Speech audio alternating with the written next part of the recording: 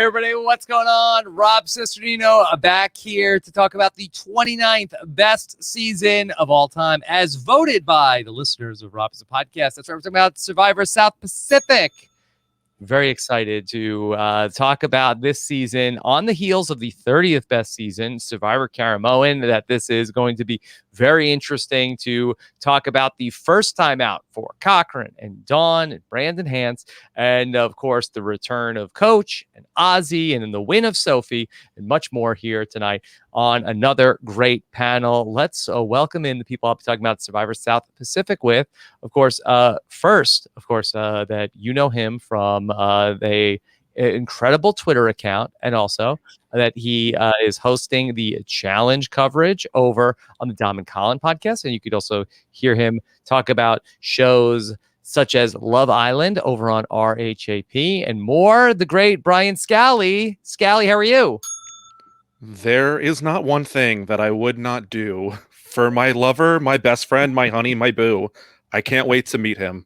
All right, I'm good. So I'm good tonight, Rob. I'm very excited to talk about this season. I think it is pretty underrated, and so I am excited to get in here after rewatching it yet again. How many times have you watched it?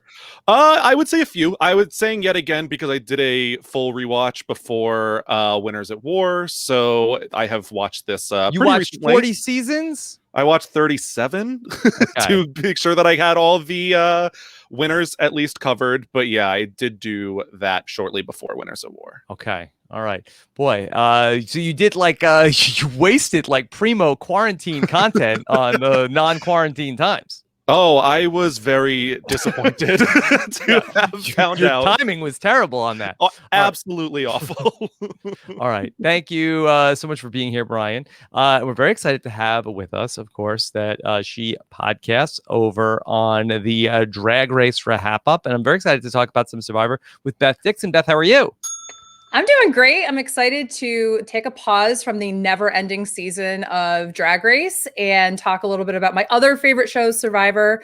I am aware that I am only a temporary panelist, so Christine does not need to come out and shove that in my face. I know I'm temporary, but I'm very excited. This is a season that I actually didn't watch live, and so I've only watched it in a binge mode. So kind of going back for the purposes of this podcast was a lot of fun. So I can't wait to talk about it.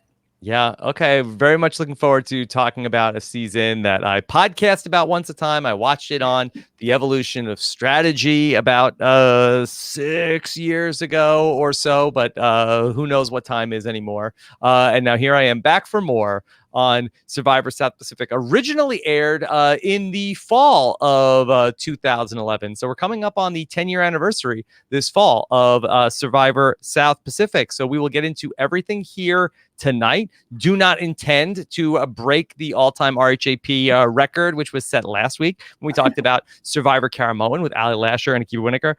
Over the weekend, we will be back once again with our weekly patron feedback show. We get questions every single week. We'll get to a bunch of them here tonight, and then whatever we don't get to, we'll still get a few more questions after this panel gets posted, and we'll get into that in our patron podcast feed over the weekend with AJ Kishore and Ryan Gaio over on Patreon this weekend. If you want to hear that show and everything we have going on, we had a great patron 5 for 5 last night. Check out robswebsite.com/patron. Okay, so let's get into everything from Survivor South Pacific. And I enjoyed this season a lot. I really did. Especially the first half of the season. Last week we talked about a season with a brutal pre-merge, and then it got good after the merge.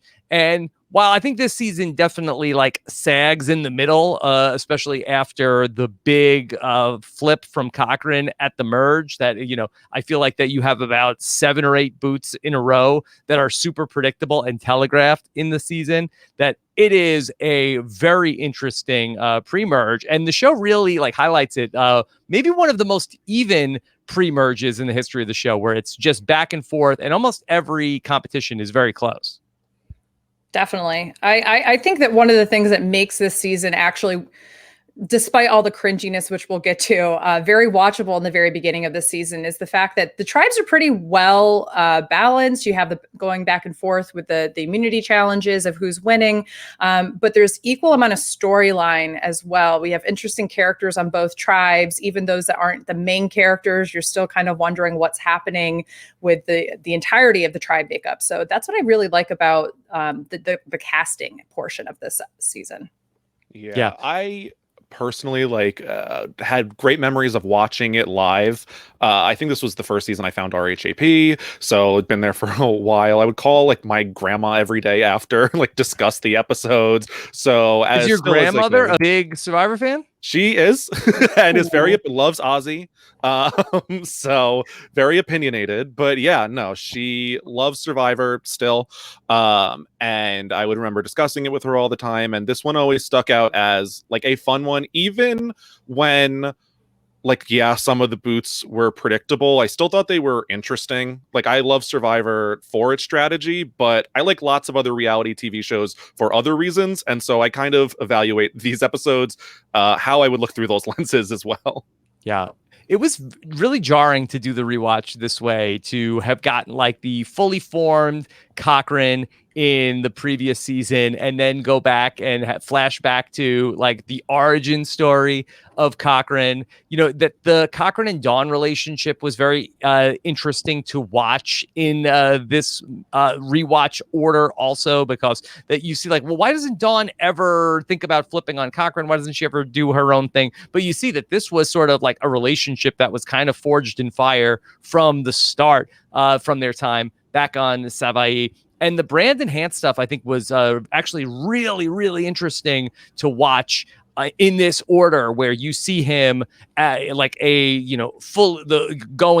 complete full hands in Caramoan here. And I think that one of my main takeaways from the way that this season was put together was that I feel like that the Brandon Hance story is told not unlike that this is a werewolf story that Survivor is telling about. You have a man who is like trying to be like a nice, humble man of God, but they, like in the werewolf story, like what's happening to me? There's this they treat it like he's trying to fight this off. He does not want to, like when the moon comes out, he doesn't want to be the wolf.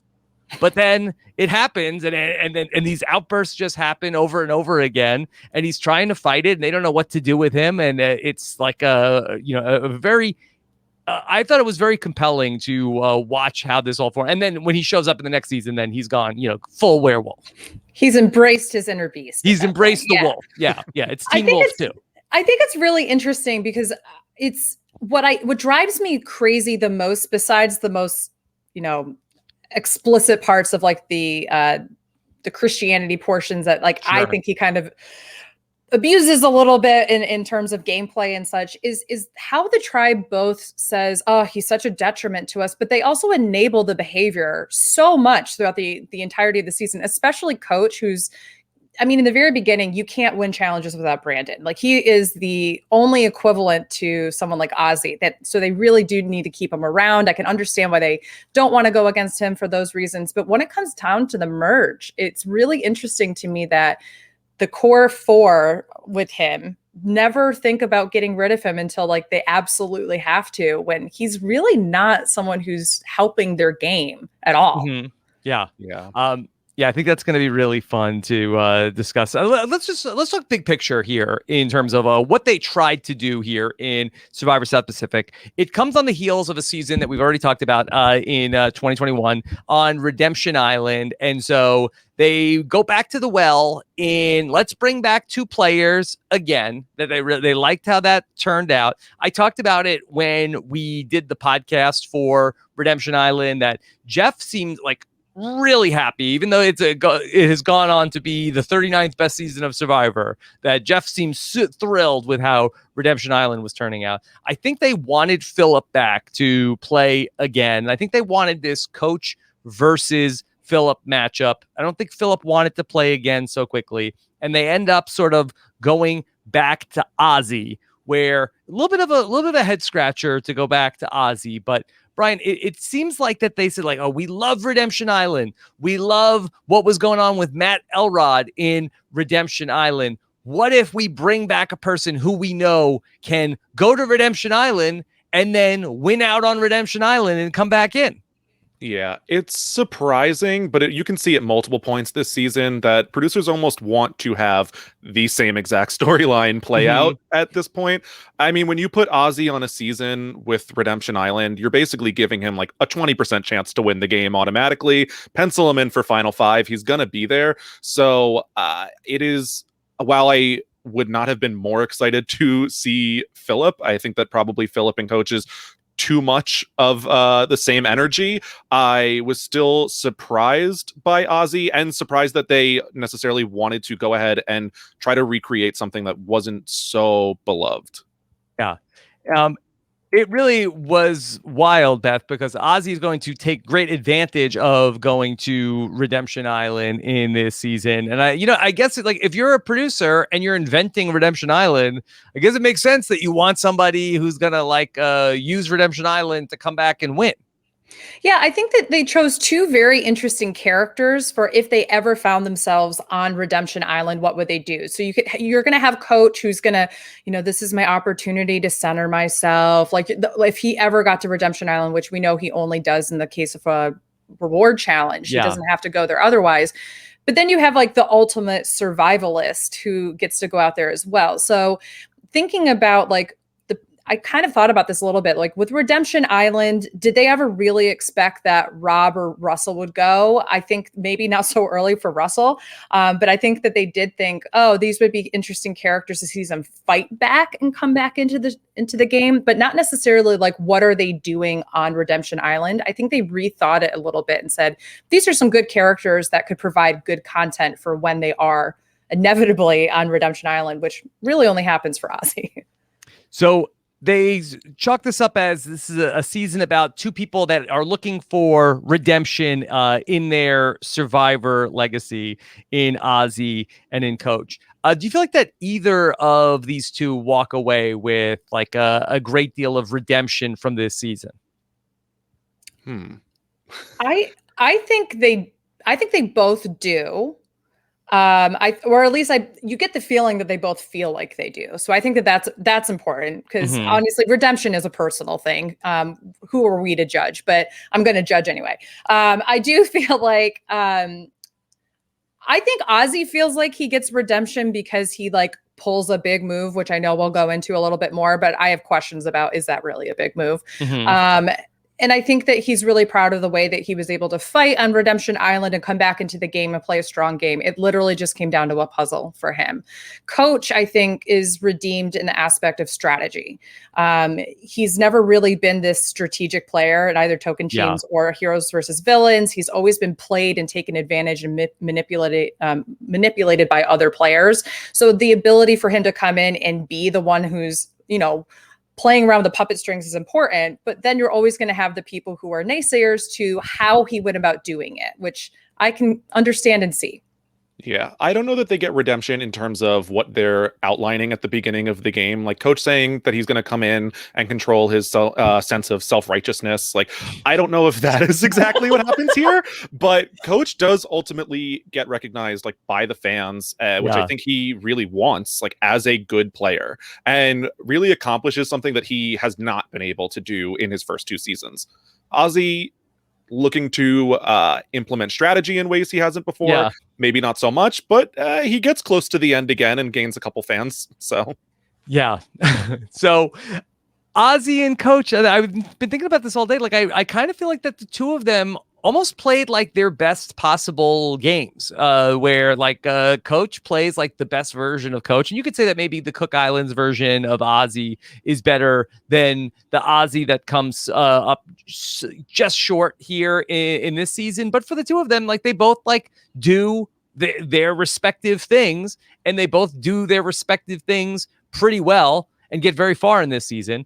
And we've spent a lot of time with both of those two, featured players on the season. I do think that often at the expense of the eventual winner, Sophie, who I do feel like that, on this rewatch, and again, you go back and you're looking for Sophie, that I feel like that they did Sophie dirty here. I feel like that there must have been much more Sophie they could have shown us, and for whatever reason, they chose not to.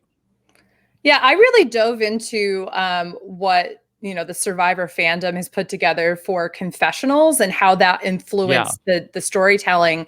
And I wanted to compare it to Redemption Island, because obviously not only was it the season before, but it was the same twist, the same kind of personalities. And what I found was that Redemption Island actually did, besides the fact that Rob had double then the next highest person, which was Philip for confessionals, which I think we all been knew. That's not something that we're shocked by. Mm-hmm. They actually did a much better job at sharing the love with everybody. And South Pacific has one of the worst jobs of storytelling from everybody's perspective. The top 5 people, so Coach is number 1 with confessionals, then Cochran, then Ozzy, then Brandon, and then Sophie, Albert, and Jim are all tied for 25 confessionals throughout the entirety of the season. So when your winner is in 5th place and tied with 2 other people, and she's the only woman on a series, on a season where there's such powerful, interesting women characters that even in the pre-merge have really incredible stories that are not being told. I think that does put a big damper on the season and adds, I think, to some of the negativity of the season as well. And luckily, like, we're people that are going like above and beyond and have like explored Sophie in the outside and can like somewhat fill in the gaps. But for people who are not doing that, like, you're left with a big question mark as to her game at the end. Like, like Beth said, there are lots of like very interesting players and like characters on this season who I think are super memorable, but we don't really get to hear their thought process at all. Yeah. I really don't know, because we saw Sophie come back in Winners at War, and I think they lean on her a lot more as a narrator, and we know that she can do it. And while we don't know what she did in those interviews, like, you have to think that she would be just as good at that point, maybe not like quite as sharp as she is in Winners at War, but you would think that she still would have the ability to be able to give good confessional. I wonder, maybe could she have been too biting in her confessional, where she's the winner and they're trying to protect her in some way? But I feel like that's probably a stretch. I actually have the opposite thought, which is I think that they really wanted her pinnacle of the season, besides Final Tribal Councils, when she breaks down because Ozzy basically calls her a brat and entitled. And I think that when I went back at that moment and thought about all the different times you see her, it's her kind of playing into what Ozzy's depiction is. So it's her, screw you, Cochran, I'm not entitled to you, or these kind of like, Albert thinks he's a great strategist, but he's not. And he's these kind of biting remarks that I think they wanted that moment to make sense in her story arc, but it's at the expense of her saying some pretty amazing things, I'm sure, that have to do with strategy. And I think if you're going to put up Sophie versus Ozzy, who you've brought back, whose story do you want to weigh a little bit more heavily at that point, even if one is your winner? It's such an interesting thought to think about. Well, especially when she's like very in lockstep with Coach almost the entire way through this game. They very clearly decided to like tell the story of why Coach lost this season at the expense of why Sophie won. And I know that she's talked about like she didn't necessarily like prepare for her confessionals in the same way that like these, 4 giant like camera hogs are on this season. And so like she may not be doing that, but Sophie, she's going to have something interesting to say. And unfortunately, they decided not to show that. Yeah. She does an incredible job. She ends up winning 3 immunity challenges in this season. And I feel like that I had forgotten that fact, because I feel like that when she performs well in the challenges and Winners at War, it was a little bit like, oh, look at Sophie out of nowhere. Kind of had forgotten that she wins 3 immunity challenges in the season. She's a really good performer in all of the challenges. Of course, she's cited as being, super smart.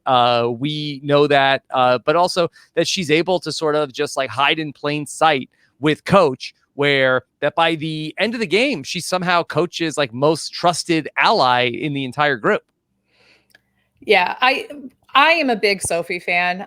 Part of this is my bias. She is a North Country Adirondack girl, like I am. So there's a lot of like when she won, even though I didn't watch the season live, I just remember like my whole area was like, hey, someone from the Adirondacks just won. Like it was like a big deal because we don't have anything else that goes on in our area. So this was big. So I, even before I watched the season and knew that she won, looked for her story. And the first time I watched it was just so disappointed that I really didn't get to see too much of her. But I think part of it too is, like you said, Scally, she's in lockstep with Coach. And I have a feeling based off of the final tribal that even though Coach maybe has more compelling narration for the season, it's really Albert and Sophie that are making a lot of the decisions, but Coach is getting the credit for it. Yeah. Is that fair? No, I 100% think so. Because, I mean, there's multiple points where, like, at a Cochran's boot, for example, that Coach and Albert want to do one thing, and Sophie very clearly is like, no, we're not going to go ahead and do this. Albert, stop with your crazy plans, and we're going to, shut that down immediately. So Sophie very clearly is, like, playing her own game, just not being as outright as the other people are. So this is a season, really all building up to the merge. I feel like that it's probably a good way to go through it and to start with some of the highlights from the pre-merge, where, you have this really great battle between Upolu and Savai, which we don't have a swap here in this season. And it's a season where I think that really helps with the storytelling, where we don't have that shakeup, that we have sort of like the stories that are going on Coach's side and then the stories that are going on over on Ozzy's side. And it starts like in two very different ways, that Coach goes to his crew and nobody is happy to see him. They're all like, oh boy, we're with Coach. Ozzy ends up with a group and it's only fans of his on his tribe. And yet, who's the one that creates the day one alliance on the beach? It's Coach. And that's what I think is so interesting. And it starts off too with, Coach finds that he has a potential sixth, which is Edna, because Edna's the only one as they leave the Redemption Island, stadium, that stays behind and helps him. And he realizes that, okay, well, I have one person that I could probably rope in, and then 4 other people that are willing to work with me after the first night. So I think Coach really knows what is at his task. And then Ozzy has the opposite thing. His task is to make sure that everyone's provided for in some capacity. But I do think it's interesting, though, that I feel like Upolu and Savai have just deep internal issues with some of the tribe members. And you don't really see that kind of you see some of the drama that happens when people come on the beaches nowadays, but I just love that you have these characters that just butt heads with other people and create a lot of the drama in both strategically and just like living on the campsite. And that's what I think is really compelling about the beginning portions of these games. Yeah, you had basically like the way that Coach wants to run things and the way that Ozzy wants to run things. And then you had a lot of conflict that developed when people did not exactly want to go the way that they wanted to go. We probably spend more time with Savai in the early going because of we follow everything that's going on with Ozzy. And of course, we meet Cochran 1.0. Scally, what was your impression of Cochran the first time back revisiting this season? So Cochran specifically in the pre-merge is like a ton of fun. He's a great narrator. He already stands out just looking at the tribe. The Savai tribe is a lot of people that may or may not want to work in the entertainment industry after this season's over. And Cochran's not that. He has said that he would have felt more at home on Upolu. And so with him standing out, they're going into the water on day one, and he's making quirks about how he's gonna not fit in at all. But he's a good character for sure. Yeah. He says that if this is 90210, he'd be one of the zeros. And I think what's interesting too is that when you go and watch the like episode 11, which is like all the bonus footage, like leading up to the middle part of the season, Dawn is having the same exact issues from a different perspective, but we don't get that same edit with Dawn.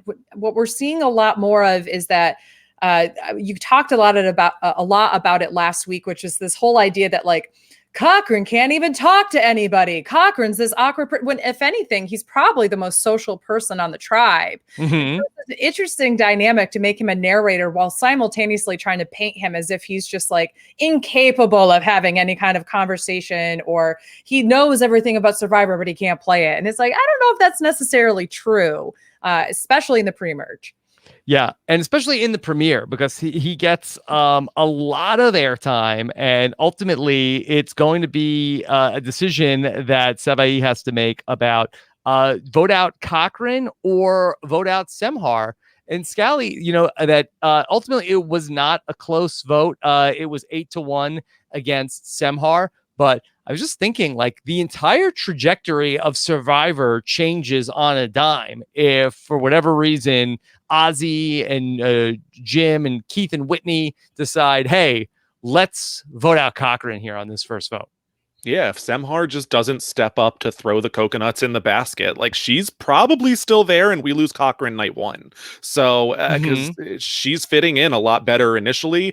And while he may think that he is like very much in danger, it never ends up being the case, regardless of if he's basically the alternate boot every single tribal council preseason. Yeah.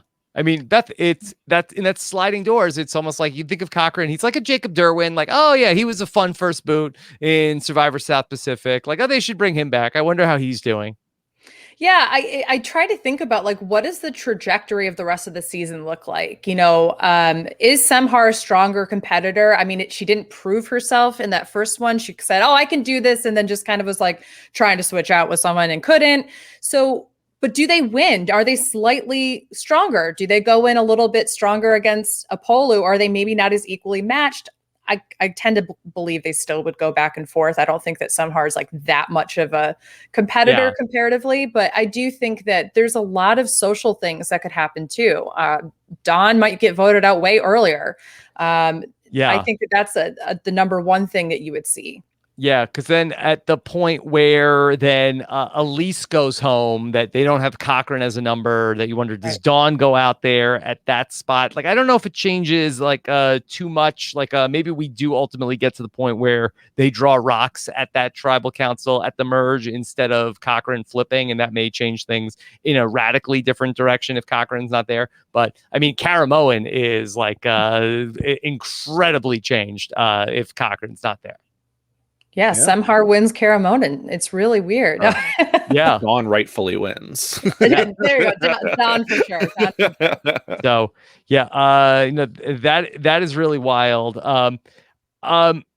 Yeah, there's so much there from these first couple episodes that Ozzy comes out of the game, or comes into the game, I feel like in really good spirits. Like, I almost feel like that Ozzy is like starts the game super high, and then like sort of like his stock drops as the game goes on, and Coach starts very low, and then gets more momentum as the game starts. Like, I feel like that scene where they break the eggs to decide which tribe are you going to be on. Like, Ozzy is just like he has like a zeal for the game. He breaks the egg and he wipes the paint all over his shirt, and he can't wait to get in there and get dirty. And I feel like the coach, he's like holds his arm out, and he's like he doesn't want to get any paint on his jacket. He's like very tentative about the whole situation. I think that really is a great metaphor for how they enter the game.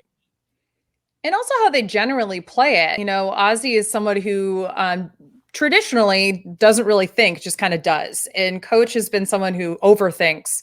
And that's not, Coach obviously does as well. But I think that in terms of gameplay, this is Coach's third time out. He played 3 seasons before in an arena with some of the best players of all time. And you can also see that I like to think that Coach's evolution in general is very much like he took notes of the people around him in Heroes versus Villains and even in Token Chains and was like, okay, what can I learn from Tyson, Boston Rob, and from Russell? And how can I develop those strategies for myself? And you can really see him. I like to think of him as like the son of that generation of players, right? Like, okay, he takes it and he goes, okay, I'm going to do this. And then like, he tries to impart that into Cochran. So Cochran's like kind of like the grandchild of Boston Rob's strategy in a weird way, but they all have like their own like form of it, if that makes sense. Yeah. So it's just like a really interesting dynamic to see how both Ozzy and Coach take their prior experiences, the people they played with, and take their own approaches with it.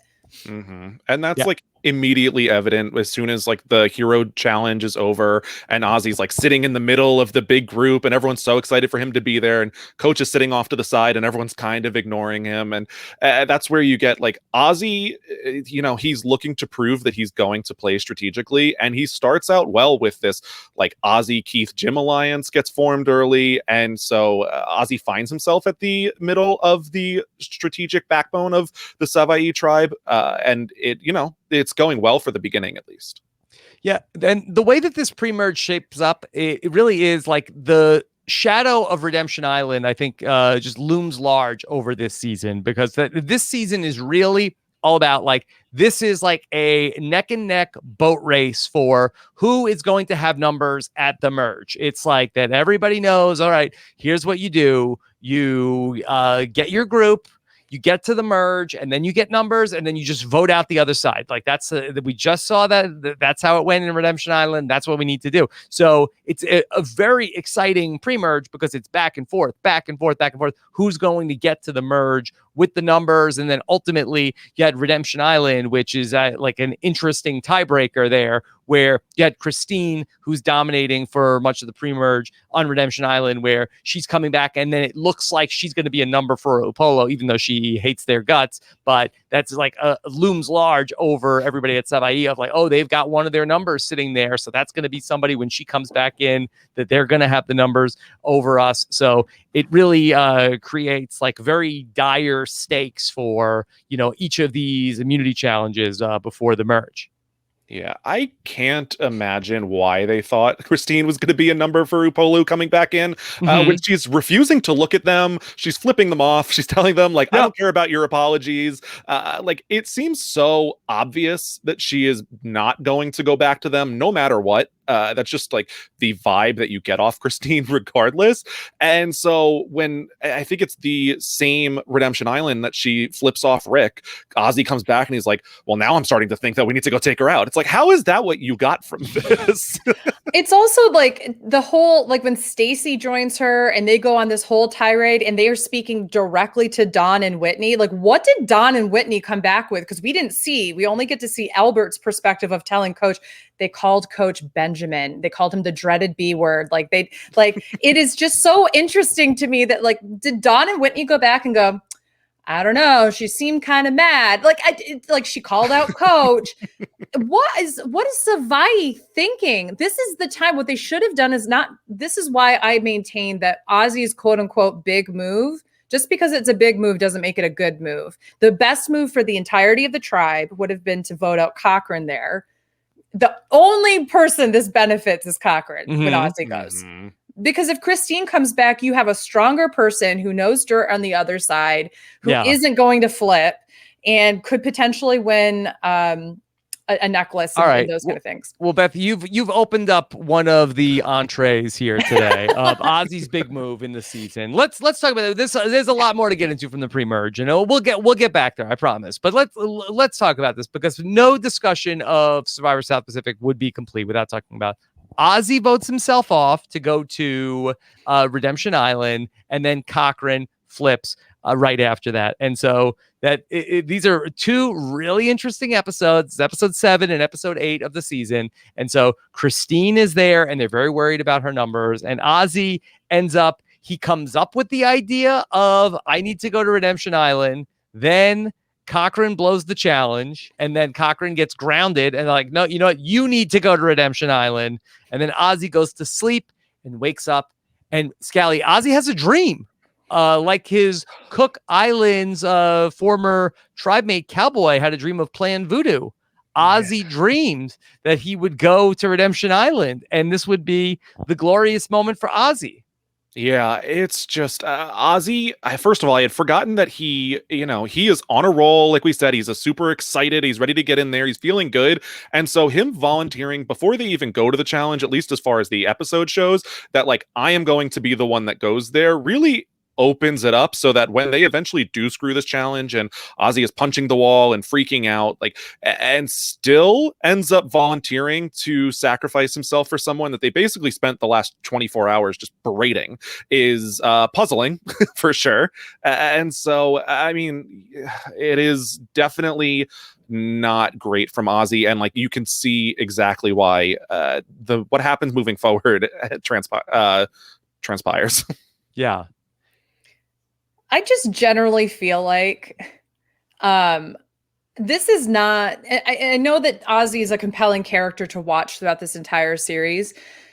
This, to me, this move alone proves that I don't feel like, going back to what I said earlier, I don't feel like he truly gets redemption, because he came out to really try to play a more strategic game. I appreciate him coming up to the plate and trying really hard and swinging for the fences. And it's like he gets a single out of this. Okay. It's like, okay, you did something, you got on base. Cool. But what does it really accomplish if you don't have other things to hit you home? Right. So this is what I just think is such a puzzling, like, both production and him really, like, he kind of has an ego about it for like the rest of the season. Well, I made this big move.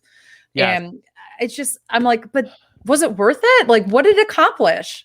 You know, I think that to get into sort of like the psychology of why does Ozzy want to do this? If you think back to the previous time Ozzy played, it was in Micronesia in Fans versus Favorites. And there's so much talk about like, oh, who duped who and taking the necklace from Eric, or the Ozzy got voted out. They tricked Ozzy to get voted out with the idol. And I think that when he has that dream or whatever and wakes up with the inspiration, I think it's not just the idea to go to Redemption Island. It's the idea, then I'll tell them that Cochran idled me out of the game. And then he'll be the decoy. It's like, oh, this is such a good plan that we have to do this now, because this is like, I think he was just thinking so far down the road of like, oh, this is going to be one of the greatest moments ever, when then I'll beat Christine, and then we'll come back, and then I'll say, Cochran, you screwed me over. How could you do this? And then we'll find out who they're going to vote for, and this is all going to be perfect. And then I'll get like all of this glory from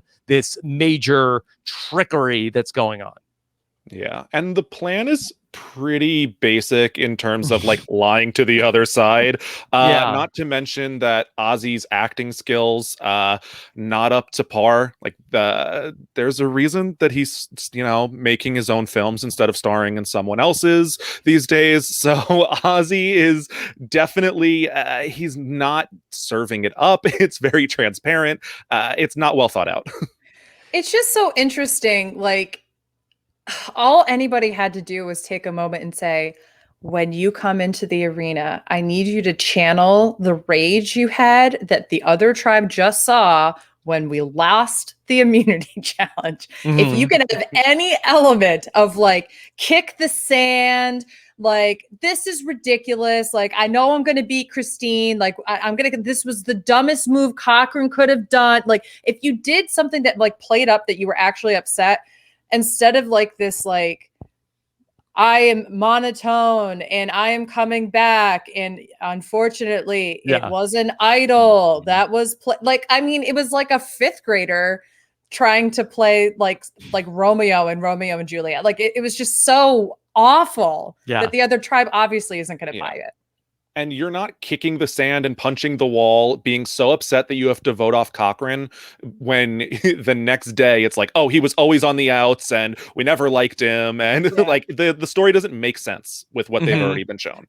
Yeah. And, Sophie and Albert are rolling their eyes. And then Ozzy says that he wants to come back into the game. And this is not a quote that I remembered, but I saw that you tweeted this the other day, Beth, that he says, and I need to get back in the game so badly.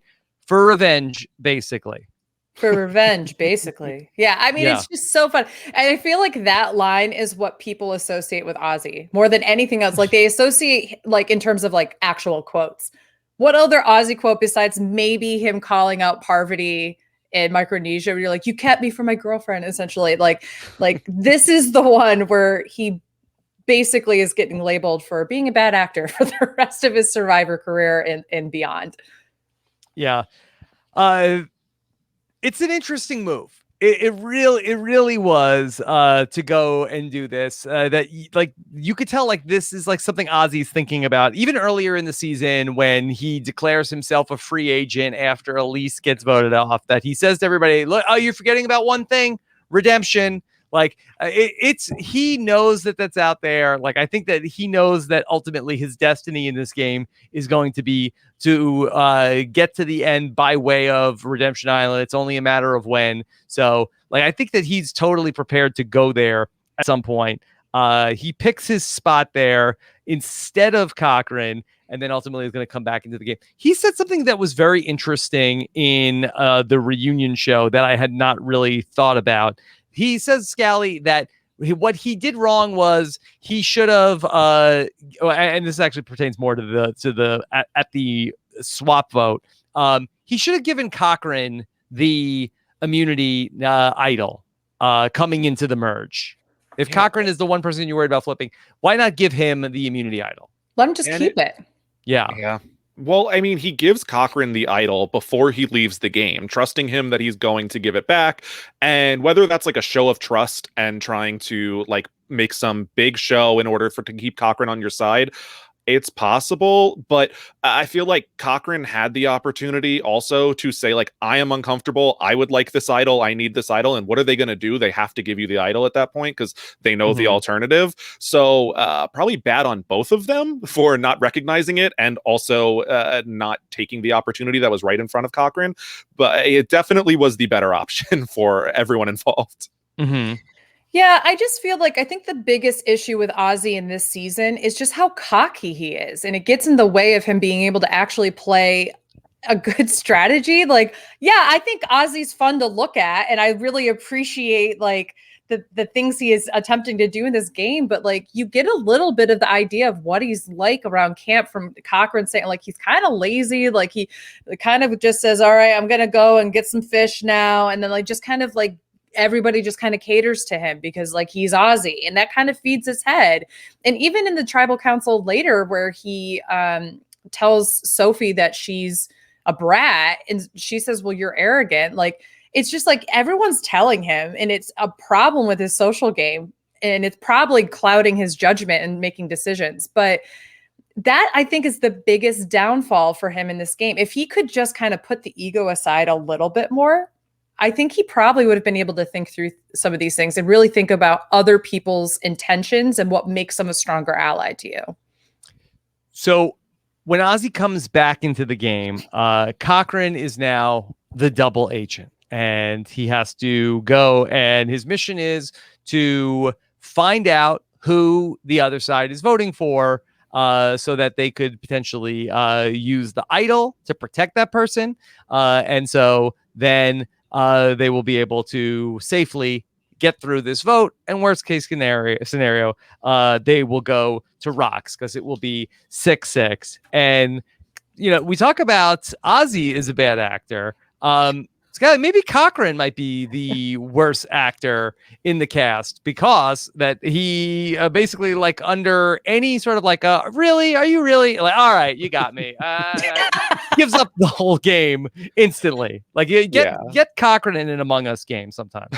I don't think that his lie, you know, he didn't have the best tools to be working with where they set him up. But yeah, he folds immediately under like the most mild questioning. It's just like, so I don't believe anything you said. All right, you got me. Here's exactly what we're going to do. I'll tell you. All right, you really want to know what's going on? Yeah. He goes right into it. And he was Beth, this was right after he got done doing his Al Pacino impression. First you take the idol and then you it was so good. I actually think Cochran's best acting is at Redemption Island when Ozzy's giving a horrible performance, because what the tribe is doing is looking at him and then looking at Cochran, and you can tell Coach and a couple other people they don't believe the story, but they believe the treatment of Cochran, and which isn't a lie. I mean, that's pretty blatantly obvious that Cochran has not been treated as an equal on that tribe. But you can see that like he's really playing it up there too, where he looks like really like, his head's kind of bent down at the challenge and those kind of things. And then the tribe is doing their best to try to distance themselves. Like the body language was there. And then it turns into just like, all right, it's not even questioning. It's Coach being like, you're not fooling anybody. I think that your treatment is legitimate, and you have all the cards right now. So tell me what you want to do about it, because we'll protect you. And it's just like, that's all Cochran needs to hear. He doesn't have to act anymore. He's like, all right, I don't have to act anymore. I have someone who's going to protect me now in this game. And it's Coach of all people. Wow. Like, I think the survivor nerd in him really just gets excited that someone like Coach wants to take him underneath his wing. So it's such an interesting dynamic. Like the act gets dropped as soon as he just gets presented with any kind of information.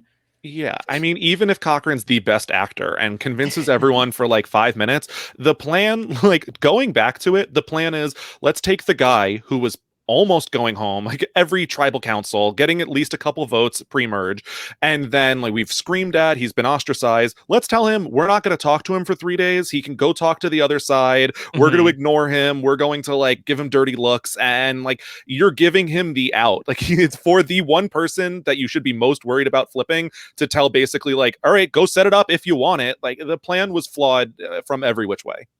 And when they all get together, they're literally like, Cochran, do you get the plan? Like, and he's like, yeah, do you want me to flip? Like, he like flips out on them for a second. I'm like, that is a red flag if I'm on the Savai tribe and I don't catch the intensity of which he's coming back with us, right? Like, obviously Don gets it because there's a little bit more of a relationship there. But if you're anybody else, like, maybe let's read into that a little bit more. Let's have a follow-up conversation, shall we? Yeah. We don't really get what Savai is doing over these 3 days of the merge. It's all like, okay, here's what Cochran is doing. Here's Upolu. They're doing a great job of like onboarding Cochran. You see Cochran with Coach and Cochran with Sophie, and even Brandon Hance is doing a great job of like, hey, I'll protect you. Nobody's going to bully you anymore. They're all like a full court press for Cochran. And then you just see them like that one time they check in with Cochran. Cochran, you're good? Like, okay, sure. Yeah. You're not flipping, right? And then that's it. Yeah.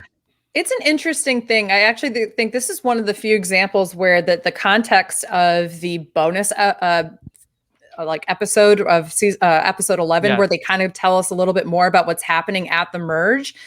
There's a really powerful few moments where Coach is just reaming out Ozzy because he's like, you've done nothing to prepare. Like, you're a beach bum, but these people are not beach bums. Like, how dare you not take care of your tribe?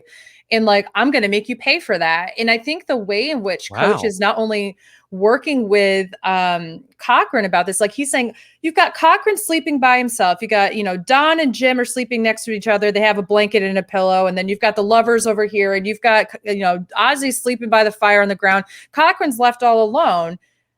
This is easy for us to figure out. So I wonder how quickly the conversation that he has with Cochran actually happens. And then you see him having this whole conversation about Hercules, and he's giving the Greek mythology, like, oh, so-and-so is this person and I'm this person. And like, I'm Zeus. And Cochran has that funny moment where he goes, well, didn't Zeus eat his children? So I don't know if this is like a good comparison, but it's really important that, and I wish they would have just put it in the normal episode, because it really helps you to establish what's happening when they get there and how well Coach is able to kind of really see what's happening with the Savai tribe, more so than the Savai tribe knows. Yeah, I think that this is Coach's best episode at the merge in his entire Survivor career. Like, the Coach is incredible in these moments. Yeah. And I think that he is set up very well coming in just because of who he is and like his reputation coming in. They know that Cochran is like a massive Survivor fan. He is dropping that at every possible chance that he gets. So it is very different for like Coach to be approaching Cochran versus like you get some scenes of Sophie also talking to Cochran and saying like, I fully trust you. I believe that you're going to flip, stuff like that. And they promise him like many things that never actually come true. But highlighting it through Coach is like the easiest story to tell. And also, like, he does do a very good job. Yeah. His line in the sand moment is just like really cool to go back and watch. This basically says like there's a line in the sand, like this is going to be, you're going to make this emotional pitch of basically like look, I know you're lying, but are you taking a stand today for what's right against the people that mistreated you in this game?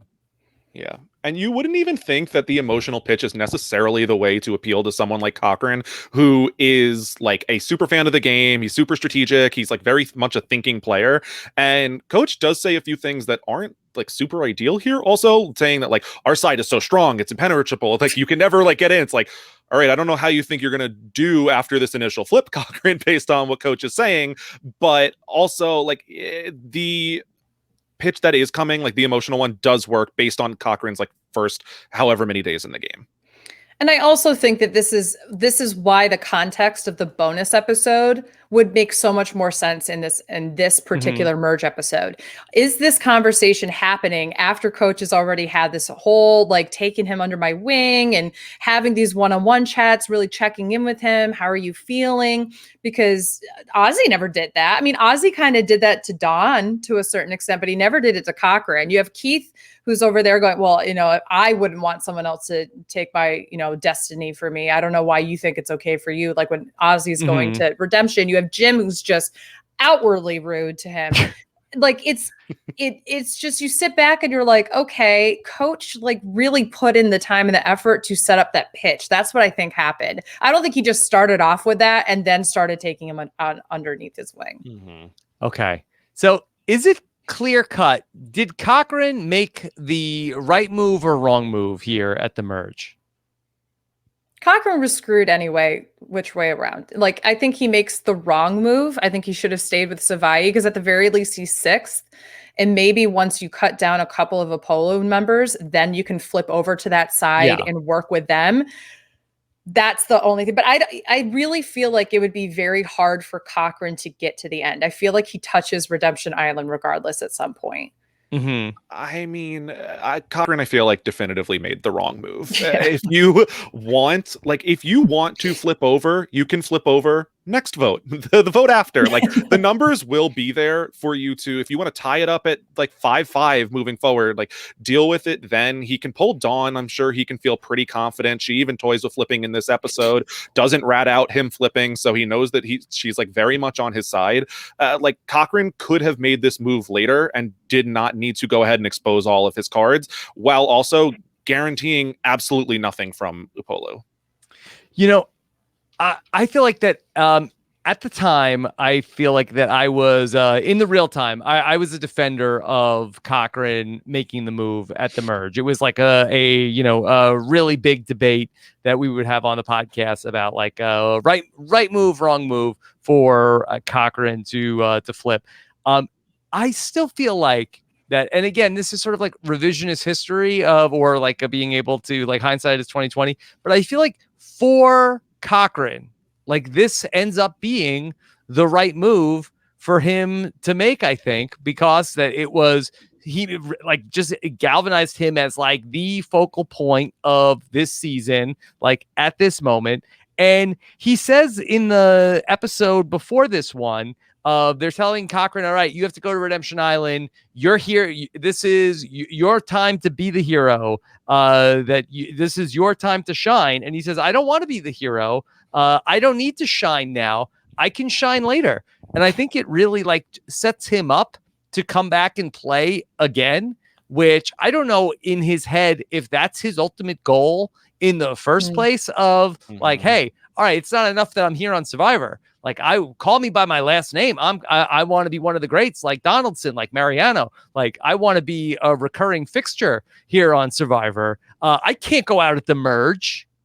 Yeah, I feel like obviously for like Cochran, the franchise player, maybe this is the better move. Cochran has like talked about, even on like this season, it maintains that like this was his best attempt at winning the game at the time. It's not surprising, especially considering like from his point of view, he felt like every single vote was just like, get past this one pre-merge. And so like that is his same mentality at this merge. And I understand that like he's not even thinking ahead at this point, where I'm sure that he never thought he would play like this coming into the game, but I still do maintain that it was not the right move, but I can understand how he would think it was. Yeah. I mean, for some players, like, yeah, this makes all the sense in the world. Okay, let's go to rocks. Like for Jim Rice, who looks at the numbers and says, okay, this makes like he's just apoplectic after this happens. Of like, how could what are you thinking? Why wouldn't you do that? But he even says in the reunion show that he did not trust like everybody's. He thought everybody's motivations were the same as him, and he says that for Cochran, it wasn't about winning the game. It was about going further. And that's what I think is, I agree with him actually with this. And I really think that when you are put in a position like Cochran, it literally, you take on the idea of survivor. I just have to survive. How do I get to the next day? How do I get to the next vote? And you actually don't have the luxury of looking to how do I win the game, right? And like I would argue that another winner who did that was Denise. Like Denise had to just look to how do I survive the next vote, the next vote, the next vote, the next vote to get all the way there. There are a lot of people who win this game because they had a big journey to get there. Like that's how he would have won. If he got to the final three, I know there's a lot of people who don't like him on the jury. So I don't know if he wins or not, but he has a compelling story. He is the ultimate underdog if he gets to the final three, but you can't win if you don't get there. So I think that that's harder to justify from a Jim perspective. Scally, does it change anything if Dawn votes with Cochran here, where then it's a straight up 7-5 vote, or is it 8-4 ultimately? Yeah, so it would be 8-4 if Dawn wins, and then it's sort of like they've got like a voting block at least, where potentially that there's 2 votes that they could pick up from like the bottom of a polu. Does that change things up at all in the equation?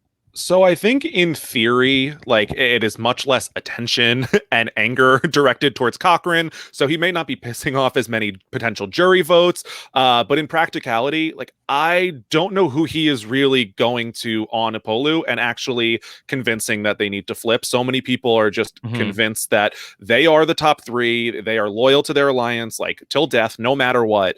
And so like, sure, in theory, him and Dawn flipping over, there's a nice argument of let's form a new alliance. Let's run this game. You're at the bottom. But so many people, I mean, Edna is told she is at the bottom, gives a confessional saying like, it's easier to believe a lie than to accept the truth, and then believes the lie and chooses to. Yeah, she's not flipping until the last moment. And that was like in pre-merge. So there's like no excuse for Edna. I'm sorry. I think she's a lovely person, but I'm like, Edna, girl, you should have been fighting as hard as Cochran was to try to fight at the merge episode. That's your time to really scramble and figure it out. Imagine if she had flipped. Why are we putting it on Cochran? If she had came up to Cochran and said, listen, I can give you all the inside information over here. I can still pretend like I'm a part of that family. And I could play upset. I don't think that she would have been able to do this. No. I don't know. But I just think that if you're that type of player, it would have been amazing if she had flipped. But here's the thing. I always felt like Edna, Cochran, and Dawn could have made a really interesting bottom 3 kind of player situation where they really could take control of the numbers. If Cochran stays with Savai for that one vote, they go to rocks. I mean, we don't know who would have gone home. It very well could have been a Savai person. They're screwed anyway. Or it could have been an Apollo, which was the numbers were in their favor because they had 2 people who were safe from Savai. So if an Apollo member goes home, hey, Edna, come over here. I hear you're at the bottom. All of a sudden you have more of a majority. And then you can also kind of maneuver the game a little bit easier. Yeah. And it would have been like, I love Edna. I'm probably a bigger Edna fan than most people. I find her to be like a very entertaining character on the show. I don't have as much faith in her. She invented numbnuts. There we go. Exactly. I love her Shark Tank appearance, but I don't have as much faith in her, like organizing this plan. Whereas Cochran very easily, when he's telling them that like they're playing the idol on Whitney, he could be lying.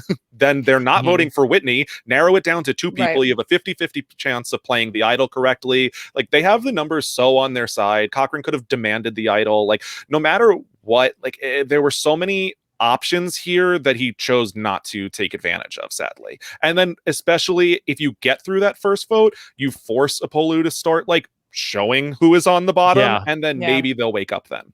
Can we also so go ahead, Rob. I was gonna say I wanted to get to Dawn.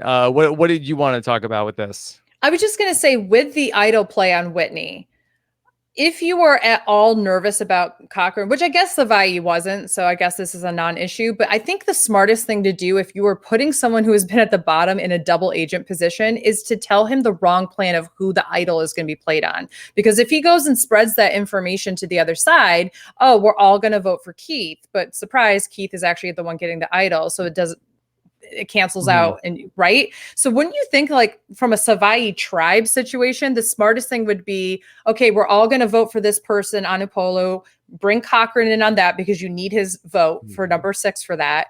But then just be like, just because of the role that we're making you play, we're going to give you the wrong information about who the idol's being played on. Like, I think that would have been way smarter. Or I think you just say, oh, I had a gut instinct. You know, that I felt like that is a lot better, because the problem with like outright lying to him is like, sure, you can lie about who you're going to play the idol on to Cochran, but you have to tell him who you're going to vote for if you want any chance of this to go to 6-6. And then the next vote, if let's say one Upolu does go home, Cochran can still flip at the next vote and give them the majority if you're lying to him on that last one. So you have to be like, you have to trust him, or like give him the idol so that you don't give him a choice is ultimately where they're at.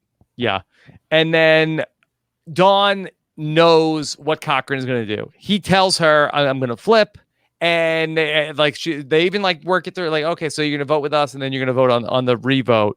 That Dawn, I do think, beats herself up about this. It comes up in Caramoan, but if she says hey, Ozzy, Jim, Keith, Whitney, Cochran is not with us tonight. Like, it either could start to facilitate that conversation of like, well, what do we do? Do we give him the idol? Will that keep him on board? It seems like a misfire on her part to go into this tribal council knowing he's going to flip and your efforts are going to go down in flames. Yeah. Dawn basically flips without any of the benefits of a potential flipping. Like, she knows it's going to happen, and I think Dawn is super capable. I think she's a good player who probably doesn't even get enough credit still, but I think she knowing this is going to happen and doing nothing about it is like a major flaw. Yeah, at this point, if you know it's going to happen and you know he's like, there's no ifs, ands, or buts, he's going to do it, you might as well join him. You might as well join him, because all you're going to do is curry favor with the other side. I mean, it's only going to help your positioning. And who are they going to try to keep beforehand, right? Are they going to go for Cochran? Is he going to get all the credit for switching over? Yeah. Or are you going to get the credit for being like, you know what? I was the reason why he decided to flip, because I said I'd do it with him. So Apollo, you owe me more than Cochran. Or you vote him out, like totally. That's and you get to that 6-5 scenario where maybe maybe Edna could flip. Like, probably not going to happen, but at least you have a chance of getting it back, because then after this, it's 7-4 after Cochran flips to that side, and the game is basically gone for Savai. Yeah, I can appreciate Dawn's like mental state though with this too. I mean, she has that confessional about how Cochran really reminds her about one of her sons who is kind of ostracized, but he has like this love of learning and of life and that kind of thing. And I feel like the mother instinct that just like really kicks in here. And you're halfway through the game. You just made the merge. It's a very tough decision to make. What do you do? Right. And I think that for somebody who had a rougher start mentally and emotionally to the game, this is just one other big like blockade for her to be able to make a rational decision. Yeah. Cochran also tries to get Sophie like, if we're all going to vote for Rick, why don't you just play the idol on him? And Sophie's like, we're not going to do that. That's not going to happen. Yeah. Get that idea out of your mind. Yeah. So if we could work backwards, like let's get into then the parts of the game that are leading up to this, which I think are more interesting to talk about than the immediate aftermath from all this. So like that, this is sort of like the crescendo at the middle of the season. And then I do think that we have definitely some intrigue that comes up towards the final five and Ozzy's return and Sophie's win. But I think that really a lot of the excitement happens in the pre-merge in this season. And we have not spent a lot of time talking about Brandon and that saga so far and everything that goes on in the early days of Apollo. And we see like on the night one formation of this alliance, it's Coach and Sophie and Albert and Rick and Brandon. And that's the five. And this five is going to, much like we saw like in Redemption Island, of you have a strong five and you're going to basically be able to carry it all the way through. They have a strong six, and ultimately they're going to have Edna here, which is basically going to be very similar to what we saw in the previous season. But nobody knows that Brandon has a secret, Beth. It's secret hands. My secret hands. Wow. Somebody needs to recreate the game Secret Hitler and make it secret hands like Survivor. Well, speaking of that, I mean, that Brandon's introduction to the season is like, hey, I'm Russell Hance's nephew. And so it's like being Hitler's nephew. Yeah, it's a moment. I think one of my favorite Russell's like, things. Hey, wait a minute. Yeah. I'm not a Russell fan. Like, we should not be making this comparison and this like this. Oh, no. Of course, of course. I'm purely talking about the game. Sure. Yeah, that kind of thing. But I do think that my favorite part of the premiere is when they're coming down in the helicopters, Coach and Ozzy. And I think it's Edna turns over and she goes, "Oh my gosh, I hope it's not Russell to Brandon." And he's like, "Yeah, that would be awful." Like that is a really brilliant moment. Yeah, that was so funny. That was hilarious. And like after that, Brandon's like, "Well, that's it. I can never tell these people. I'll just keep my shirt on all the time," because that not only is he Russell's nephew, he also has like several Hance tattoos on his body. I love specifically when he's fishing in the water and has his shirt pulled up over so that it's basically off, but only covering his shoulders, as if anyone would ever do that. But no one questions it for days. And so I'm shocked that it actually lasted as long as it did. Yeah. Yeah. You also have like this great story element, which you would not have gotten like had Coach been on Savaii, had it been, and I'm sure we'll talk about like what if the two returning players had flipped, but if Coach isn't with Brandon, you don't get this great storyline of, Coach has been burned pretty badly by Russell in Heroes versus Villains, which is only like, a year and a half ago and it's probably less than that in terms of the filming schedule. And so now here I am. And this ends up being one of his closest confidants of like having him as part of like his inner circle. Yeah, and I think that also is what attracts Brandon to him, right? So it's not just that Coach has like this, oh, wow, I feel like, we're both men of God and there's like that whole connection. But I think that what Brandon sees is, hey, I know that you have played loyal in the past and this is how I want to play the game. And I think that knowing how his uncle screwed over Coach just a year or so prior is exactly what attracts him to say, like, I want to do right and by the Hance name and like reinvent it. Like, I feel like that's Brandon's main reason for wanting to work with Coach is like that redemption arc. Yeah. I want to get into talking about like the religious aspects of this season and everything that goes on at Apollo. And this is a hard thing to talk about because, as Albert, who kind of gets called out in the finale about this, like, Albert, were you really, as involved with religion? And he defends his, personal relationship with God. And that's the thing for any of us as like an outsider or a commentator to be able to like, we don't know what is actually in anybody's hearts in terms of like, so it's a tricky thing to navigate around. I believe that Brandon is 100% sincere in his beliefs and his relationship with religion in this season. But on this rewatch in particular, I really was thinking sort of like a chicken or the egg type situation of, did Coach and or Albert and perhaps others see this in Brandon and look at this like, oh, okay, well, Brandon has this relationship with religion, and this could potentially be manipulated to be able to maybe have control over this potentially erratic figure in our group. It's especially difficult to say because even though we've seen Coach twice before and we've seen him be like spiritual, I don't think it was ever like as explicitly, especially framed through the lens of God and religion. So it is tough to say there. Obviously, we have no like story on Albert before the season, so that is not sure.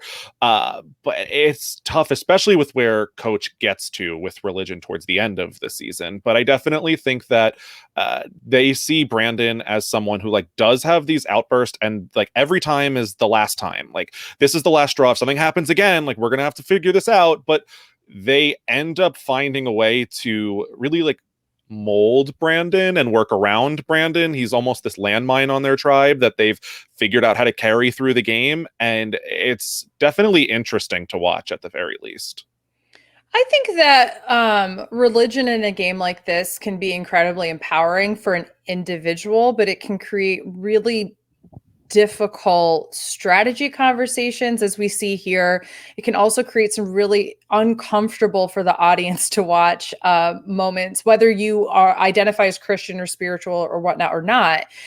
The problem I think that they have here is, I do believe, even if it wasn't a very overt thought, I do believe that Coach and probably Albert to a certain extent took this as a means of saying, hey, I know that church traditionally is something that is very community based. We can create a family here and make sure that we use prayer as a means of like bringing us together, but also having a sense of control on the tribe. And what it does is it crosses, for me personally, into this idea that it's not so much religion anymore, it's a cult. Yes. And it's very uncomfortable, unfortunately. And so the interesting to put this into the perspective of the real time. So, Boston Rob had in Redemption Island the Ometepe group, which was also compared to a cult, but it was sort of like the deity that was worshipped in that cult was Boston Rob. Right, that was God. Sort of yes. That there's even a point where then Matt Elrod is sort of like the religious figures are almost the resistance to the Boston Rob cult, and Boston Rob doesn't like that other people are talking about religion because that's something that unites people. And then here, the religion, it's not a bug, it's a feature of what and I don't know if this ends up if this is something that Coach wants to bring into the game on his own, and then sort of like has like the luck of like, oh, there is this very religious person in Brandon, or if Brandon like really responds well to the prayer and that Coach says, okay, well, this is something that we could use to really unite this group. Yeah. I think it's tough, especially there's scenes like when Coach is rushing after they win an immunity challenge and forcing everyone onto their knees to gather in group prayer, like deeply uncomfortable. Like other people have said like, I'm not saying anything, so this isn't on me. Like I am going to go along with it and navigate the space that has been built for me. But ultimately, like it's no coincidence that at the end of the game, Brandon is saying that Coach and Albert are his final three and they're his best friends and their family after this. It's not a coincidence. Yeah. And Sophie has talked about how that she is somebody she did not practice the faith which Coach was preaching out there. But one of the things that she did so well was she went with the flow and was in those prayer circles and did not put up a resistance to what Coach was doing. She was able to sort of go undercover and be a part of it, and then ultimately use that to her advantage to win the game. I will say also that sort of like this foray into Brandon's faith, and then this betrayal that comes out of it after he puts so much trust into this group. Like, I think that between this and then what comes up at the finale with everything with Russell and his family, that I do think that you have a very clear origin story of the person that shows up in Survivor Karamoan a year and a half after this. Absolutely. And I also think that I think that Coach especially really tries to use prayer and Christianity as a means of keeping him in check. And if nobody's doing that in Karamoan, then you just have a ticking time bomb that, Yeah. and I know that we can have conversations, and I love having these kind of conversations, but don't know if this is really the time. When we talk about how reality shows and Survivor can like manipulate and like, I think unethically kind of showcase mental illness in its way. And I do believe that there are things that Brandon was probably struggling with. And what you see here is, unfortunately, a culmination of someone who's trying so hard to do the right thing, but also justifying bad behaviors and bad actions and bad game moves by saying, well, I prayed about it, so therefore it's good. And that doesn't work well in the game of Survivor, and it doesn't work well. You still hurt other people. I think the biggest prime example of this is when he goes off on Michaela, and you see Michaela alone on a beach crying. Nobody comes to comfort her, but everybody comforts him. And he's like, well, I've prayed about it, and I promise I'm going to be a better person moving forward. Like, I feel like you could do a drinking game with how many times does he say, I promise I'm going to be a better man moving forward. And like, but the people he is hurt are still hurt, and then their positions in the game are worsened because of it. And I do think that Michaela is a particular instance too. I will maintain that there's a level of misogyny that comes with how Michaela is treated. She's very much, there's a personal issue that Brandon has with Michaela.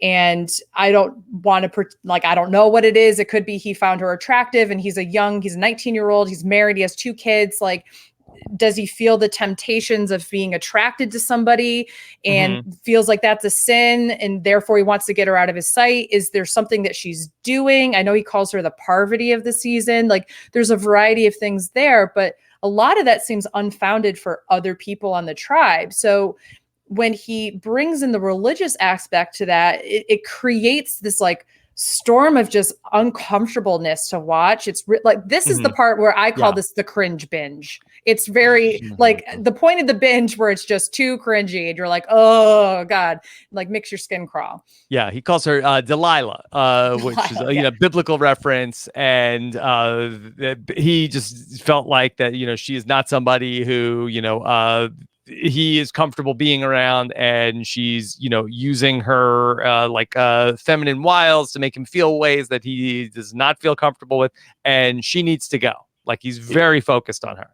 And Brandon says at a point, like, for him, it's black or white, period. And he says that, like, oh, it's just a little lie. It's just a little cigarette. It's just a little marijuana. Like, Brandon knows and wants better for himself, and I'm sure has had struggles, and does not want to even feel any like temptation or whatever he feels. But that's not on Michaela, that's on Brandon, and she's very unfairly treated based on like Brandon being on this tribe, unfortunately. Certainly. And just to put a finer point on his worldview, which is like interesting in the perspective of like this character study that we're seeing in this season, of that he has like, there is no nuance. He says there is no gray, as you're talking about. There are no small lies.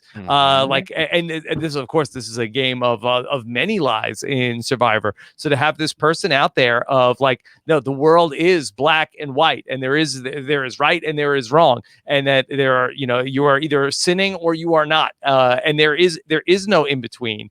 To have him in this game and then these other players have to deal with the consequences of this and how they try to go about this.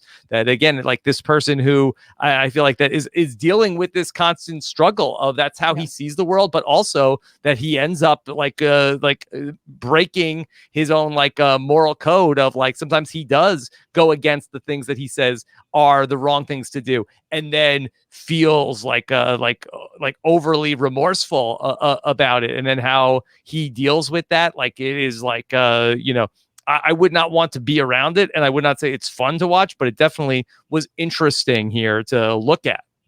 Do you think that this is something that that Survivor can get away with filming in 2021?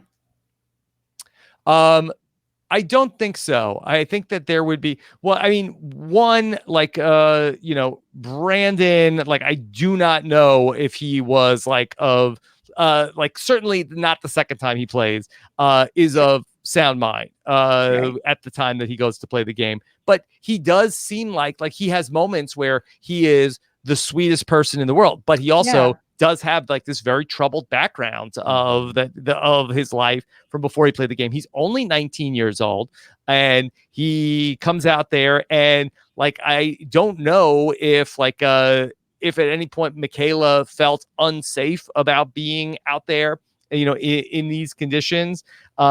Like he seems to have very strong feelings. Like you would think, like in casting, they would say to him, like, "Well, what do you think of this person? What do you think of this person?" And if he's telling you, like, "Oh, she's a sinner, she's Delilah," like I can't feel like that's somebody that they should be comfortable about putting on the show. Mm-hmm. Yeah, I definitely feel like I agree with you. I think it's a fascinating thing to look at, but what's the cost of it, right?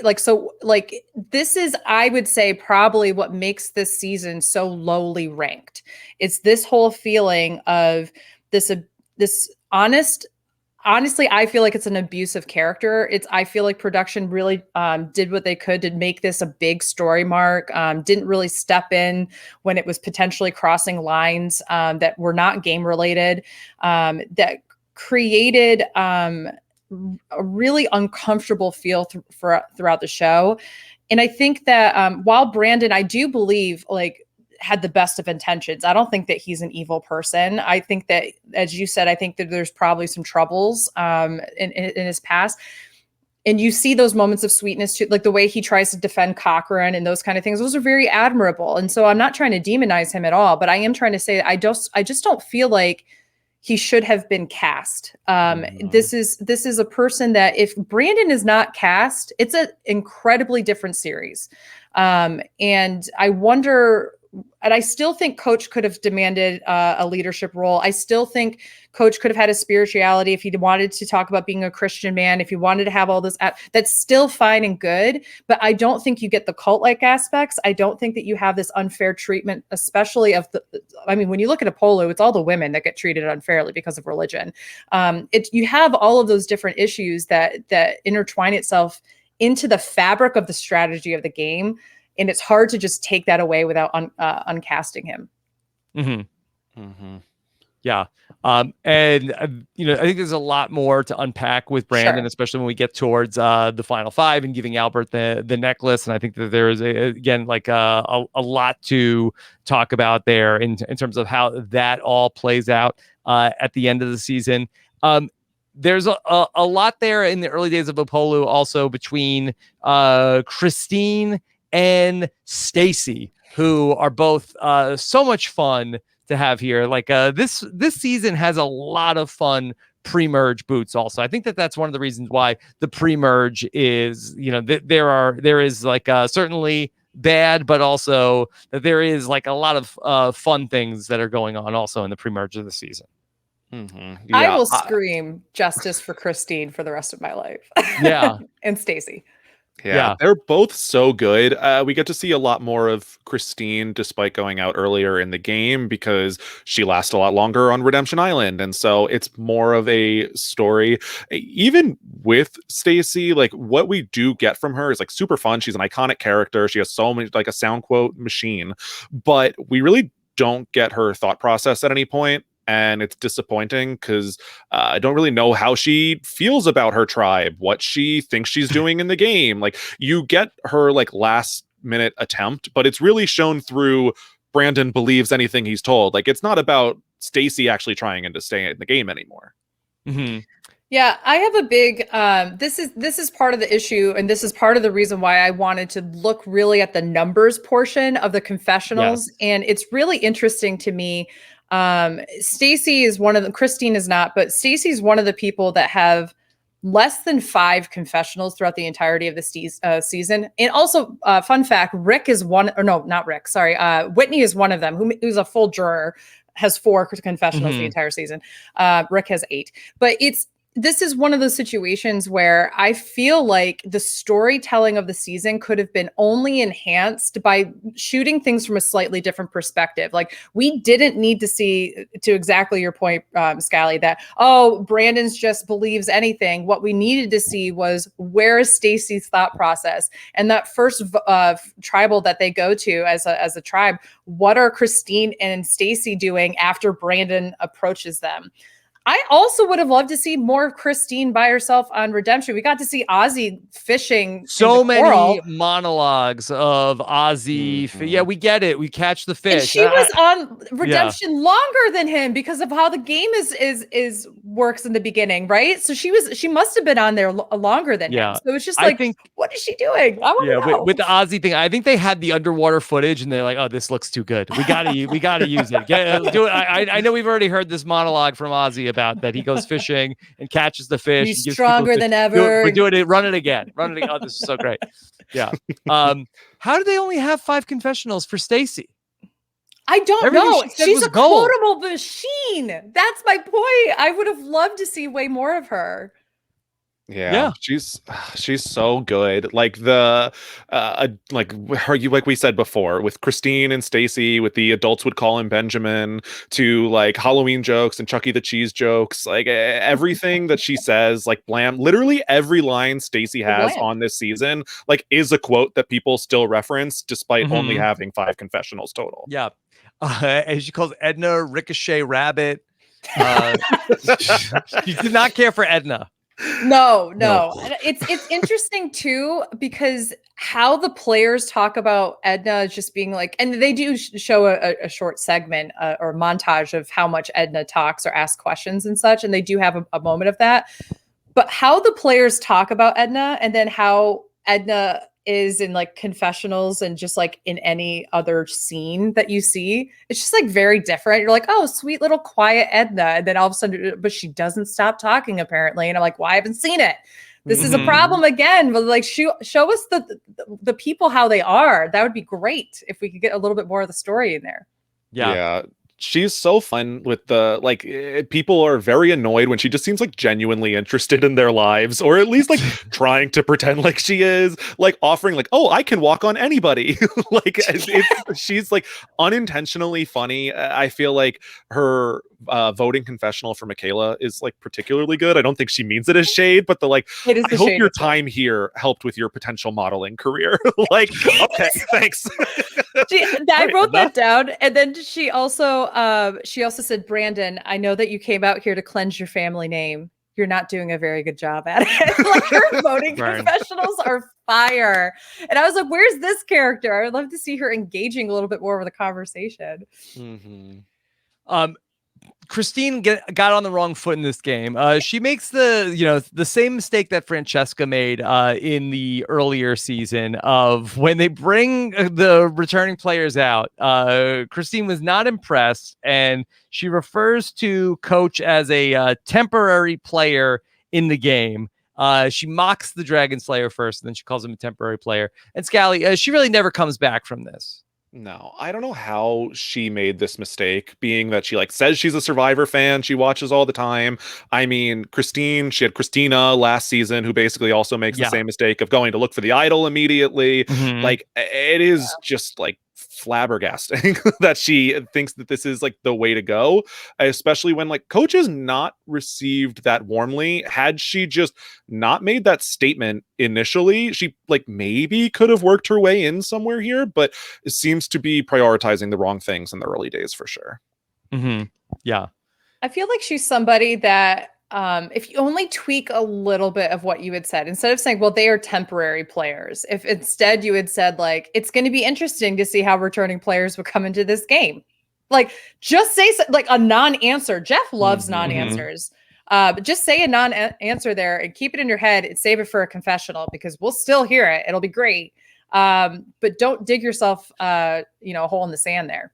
Yeah. I mean, this was an easy one. Yes. Oh, I love Coach. Can't wait to learn about all of his adventures. They're the best. Yeah. That's it. That's it. That's all you have to do. I guess one of the other big pre-merge moments at Apollo comes when Brandon Hance is like looking for the idol. We see that I think it's Albert who ultimately finds a clue to the idol. Christine had found a clue also, but she had never ultimately found it. Albert finds the clue. They bring in Coach. Coach has the idol, but Brandon, again, this goes back to sort of like that he's the like a werewolf. He has this Hance gene of like he can't control it, that he has this bloodhound instinct of that he has to go out and be looking for the idols just like Russell did, and he's all over the place and he's looking for an idol that's already been found. And eventually they get to the point where they end up recruiting God to help God with finding the idol. Beth.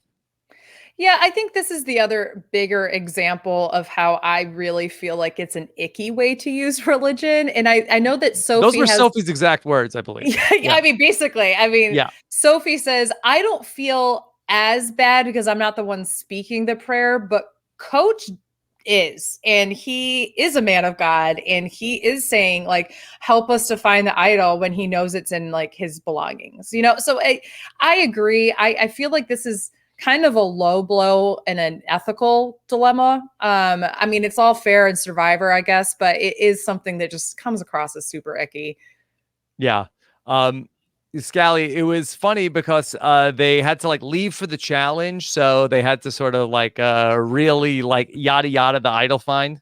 Yeah, I think it was like the right instinct to want to keep this between Albert, Sophie, and Coach. But as soon as Brandon is running around like a hound dog, just trying to find like this idol, unfortunately, like their hand is almost forced here. It's not going to be good when he finds out that you do have it at some point, especially if that point is final tribal council. So, like when Sophie does reveal that story, yes.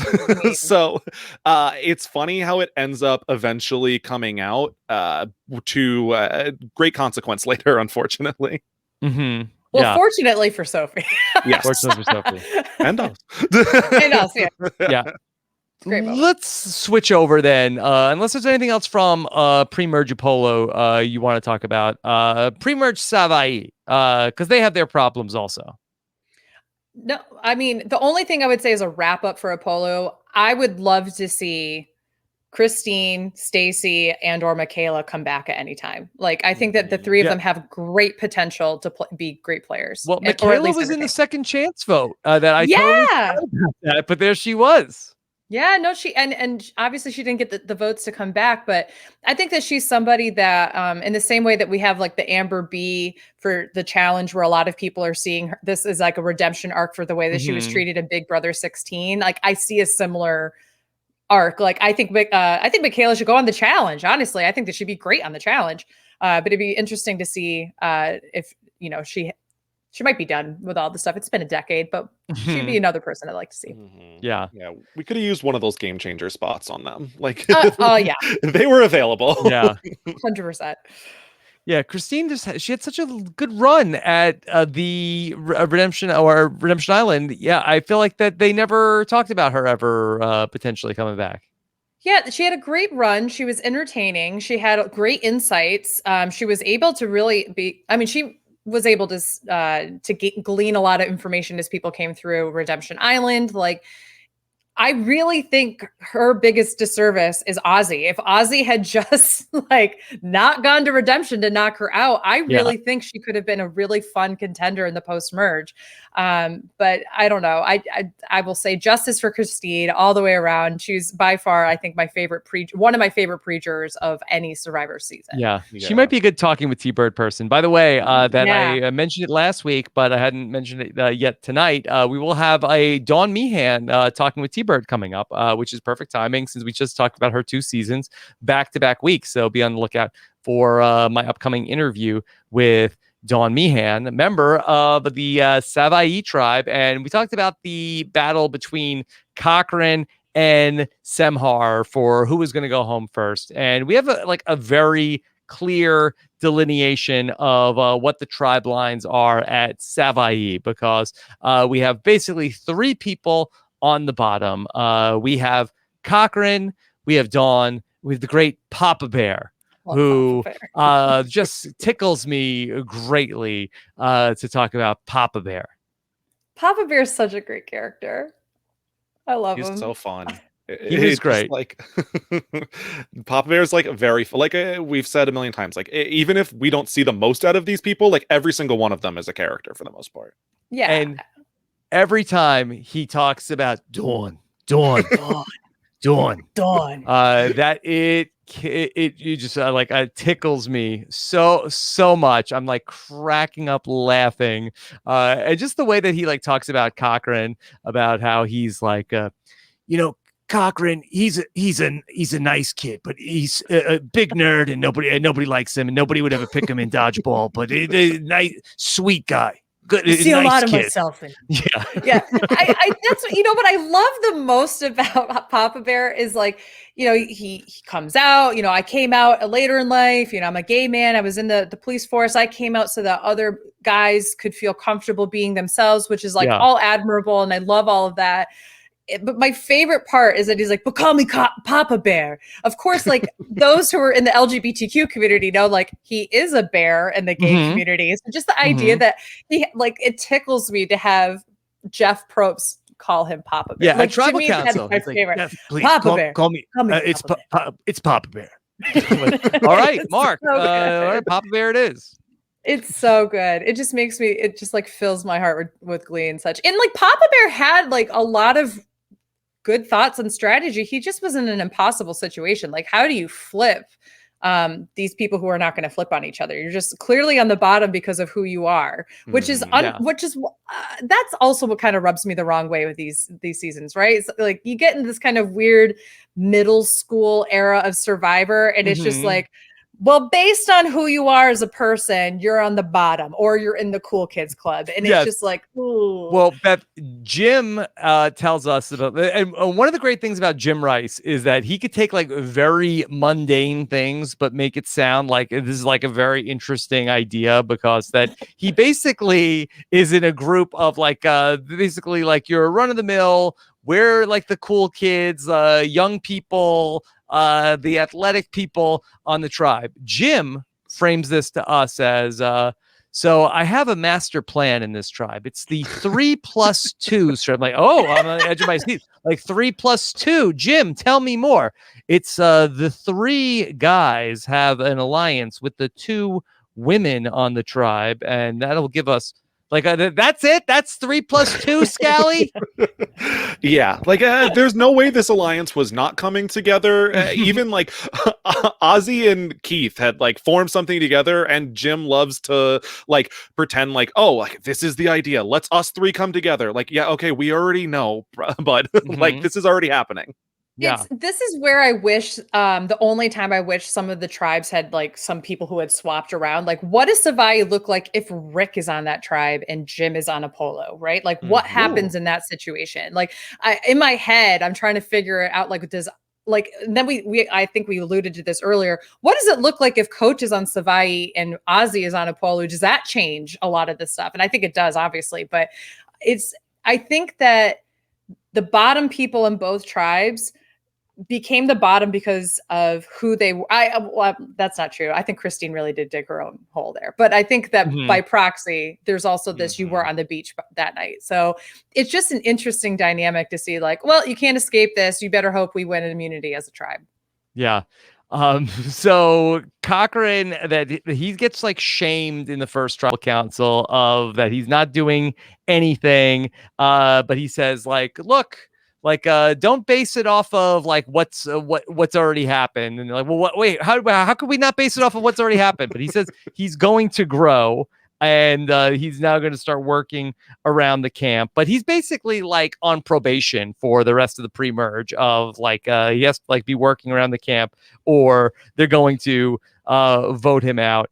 And so it comes down to the next time they go to tribal council, is it going to be Cochran or is it going to be Papa Bear who goes home next? And Papa Bear does something that Papa Bear invented, the thing that Tony does at the start of Game Changers, where he just goes and runs off into the jungle looking for the idol. I love how it's Elise. Like, I think it's Elise coming back to camp. Yes. She's like, Papa Bear never sprints. Yes. Like, obviously run. something's up. Yes. Like, he takes 2 steps past her and just takes off, like acting so cool and collected, and just does not even hide it. He's like burrowing around in the sand, like in the sand, deeper in the jungle, and like everyone's watching him. And it seems like he gives up pretty quickly on actually finding an idol. That's not there, to be fair, but he decides to ultimately go with the bold strategy. Yeah. The bold strategy was it was a moment. Inspired. I just love Cochran describing it, being like, he has a bigger bulge than usual, was basically the way he went about saying it. But if you're Papa Bear, like, is he trying to attract people to know, like, oh, I went out looking for it, like that's why he runs? Because there's a part of me that's like, if you get caught, then play it up. But if you don't get caught, like, why not then pretend? Like, I don't know, like, because you make it so obvious, people don't think that you have it. Yeah. You know what I mean? Yeah.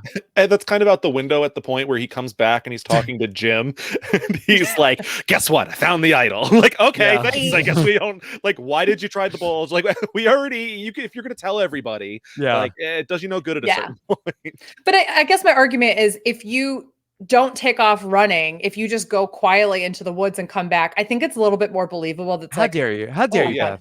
That, I'm how dare so you imply sorry. that I'm Papa sorry. Bear could have played this better? I know. It's a Beth, shocking come on. revelation. Come on. Beth. Yeah. What do you do? I also like, though, Papa Bear, like, trying to get, like, Cochran and Dawn, like, we need to do this, we need to stick together, while also just, like, blatantly throwing them under the bus. Like, talking about, like, oh, there's a 3 and a 5, and, like, Dawn and Cochran, they're next, like, openly in front of the 5. Like, let's talk about more how they should be ostracized by this group. Yeah. It's just, oh man, it's so, like, that's why I think, like, even though he goes so early, he still makes an impact on the season and on the tribe. Like, this is another reason why the pre-merge of this season is so strong. You have great characters, to Scally's point. Yeah, he's a super memorable pre-merge person here in this season. And you wonder, maybe, like, if Ozzy had not found the idol, like, you have, okay, Papa Bear's saying he has the idol, Cochran definitely doesn't have it. Like, is there a chance they say, let's just make this easy tonight. Let's not sweat this out. Let's just vote out Cochran. Yeah. Yeah. Do you think that they were going to vote out Cochran before Papa Bear, if Papa Bear hadn't done this whole theatrical thing? No, it sounded like they said that he was also holding them back in the challenges. Ozzy says at one point, Papa Bear was useless, where I think Cochran is, like, bad in a lot of the challenges, but I think that Papa Bear was really holding them back. Yeah, exactly. Yeah. Papa Bear wasn't a 0. He was an active, like, negative point in the Mhm. challenge. Yeah. Poor Papa Bear. The other big vote that happens at Savaii before the merge is the blind side of Elise, where that Ozzy says something very interesting about Albert, where they talk about, I guess, did Ozzy go to Redemption Island, or they saw who got voted out from, that Stacy got voted out, and Ozzy says, oh, sorry. Yes. I think this is when Don and Whitney go and they come back and they say, oh, they were saying that Albert and Coach are the 2 power are running things. Yeah. And Ozzy, for some reason, says, oh, that's weird. Why would that? If I was Coach, I would vote out Albert. Yeah. A choice. Yeah. A red flag, if you would. And Jim obviously catches up on it. And immediately we also get one of those, to your point, Rob, amazing confessionals where he's like, well, we're going to have to take care of this. And we're like, oh, wow, great. What are you going to do about it? And he's like, well, I'm not going to vote out Ozzy. We're like, okay. But it makes sense, at least. Like, he wants to weaken Ozzy by getting rid of Elise, who they start kind of, is it going to be a showmance? Is it just a tight, relationship in the game? Obviously, you weaken him by getting rid of Elise. But at the end of the day, like, does that really weaken Ozzy by getting rid of Elise? That's what I want to know. I mean, it's hard when Redemption Island is in play. Like, Right. if you vote out Ozzy, like, he's gonna come back. Like, there's no Right. question. They're gonna get in, like, are they gonna throw a challenge that might be like more beneficial to Ozzy? Like, who knows? Like, Ozzy is coming back in this game, so it is ultimately really difficult to make any type of move, especially pre-merge on Ozzy if in their spot. Yeah. It's interesting going back to Survivor Caramoan from last week, where the same thing sort of happens to Allie and Hope, where that they're sort of just like collateral damage for people that have issues with their romantic interests, and they just get voted out of the game because we need the guy to help us in the challenge. So that their romantic interest is going to be the person who gets the boot here for no other reason but that. Yeah, Totally. it happens a lot in Survivor, and it's not particularly fun, especially like Elise is another person who's just completely lost in the edit. We really get almost nothing from her, unfortunately. I mean, if you want to say like as recently as like Natalie and Amber in Winners at War were taken out because of their alliances with male partners also. So it's like a trope that we've seen a lot. Unfortunately, here I understand it a bit more because of the structure of the game, though. Totally. So, yeah, Jim is sort of the Albert of this tribe. He's got wild cockamamie ideas. There is no Sophie to talk him out of them. So Jim picks up Dawn and Cochran and says, okay, we need to vote out Elise, and goes to Keith and Whitney, who to this day, I still don't understand why they go along. And this is another thing. This completely changes the tenor of the season, where Cochran is going to get voted out here if Keith and Whitney don't vote out Elise. I think that Jim just presented a viable argument to them. I mean, I'm going to go out on a limb and say I don't think Keith nor Whitney are the most strategically minded people in these games. And I think what they saw was, wow, Jim is right that, Ozzy and Elise are getting really close, and we could curry some favor over here. This would be great. And then we can just make sure that we come right back together with Ozzy afterwards. And then we can, get rid of Cochran but I just, this to me makes no sense from their position to do it. Yeah, and I usually, like, in the absence of being shown what a player is thinking, try to give them the benefit of the doubt, but unfortunately, we really don't get anything from Keith or Whitney to really make me give them that benefit. When Jim presents it with, like, it could be me or you that Ozzy turns on instead of, like, Coach on turning on Albert. So I don't think it's like a strong reasoning necessarily for Keith to go along with this, especially when he expresses how close he feels to Ozzy throughout. Like, that's basically all the content Keith gets, is talking about how great Ozzy is. But I guess it's kind of maybe one of the things of whoever talks to them last. And I also think that, we still have another, I think, episode or two before we even get a confessional from Whitney. So I mean, at this point, I think that just shows that she's going to do whatever Keith does. I think Keith is the one that makes the decision out of that pair. And I think that you do see that Keith wants to have Ozzy as a number one, but he also wants to kind of keep him in check, which is why he tells Whitney about Ozzy's idol after Ozzy discloses this to him. So I think that this is, in his mind, makes sense as a way to make sure that he will be Ozzy's number one by getting rid of Elise. So I can understand it from Keith's perspective. And then I think Whitney just kind of goes along with it. Yeah, it's wild. Also so Keith and Whitney also feel like, well, look, if we vote out Elise, Ozzy is going to be mad at us. So they put their 2 votes on Dawn. And it's a 3-2-2 vote. This is wild that they Ozzy's gonna be like, oh yeah, guys, okay, at least you didn't vote out Elise. You just randomly voted for Dawn, which then gave Cochran and Jim and Dawn the 3 votes to take out Elise. Well, what kind of half measure is that? Yeah, if you had looked at this vote on paper, like especially before rewatching the season, like I know that Jim has tried to make some inroads with specifically Cochran, like and Dawn. Yeah. He's trying to pick up numbers where he can, and so it looks like maybe this is like some like very forward-thinking, like strategic move by Jim in order to get the votes fall this way. But no, they're just trying to avoid like as much of Ozzy's anger as possible at this point. Mhm. Which Yeah. I would argue doesn't work because No, he he's throws Ozzy's the biggest super of hissy pissed. fits. No. Ozzy's super pissed.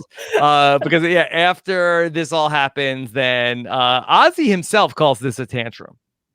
Oh yeah, this is a hissy fit. This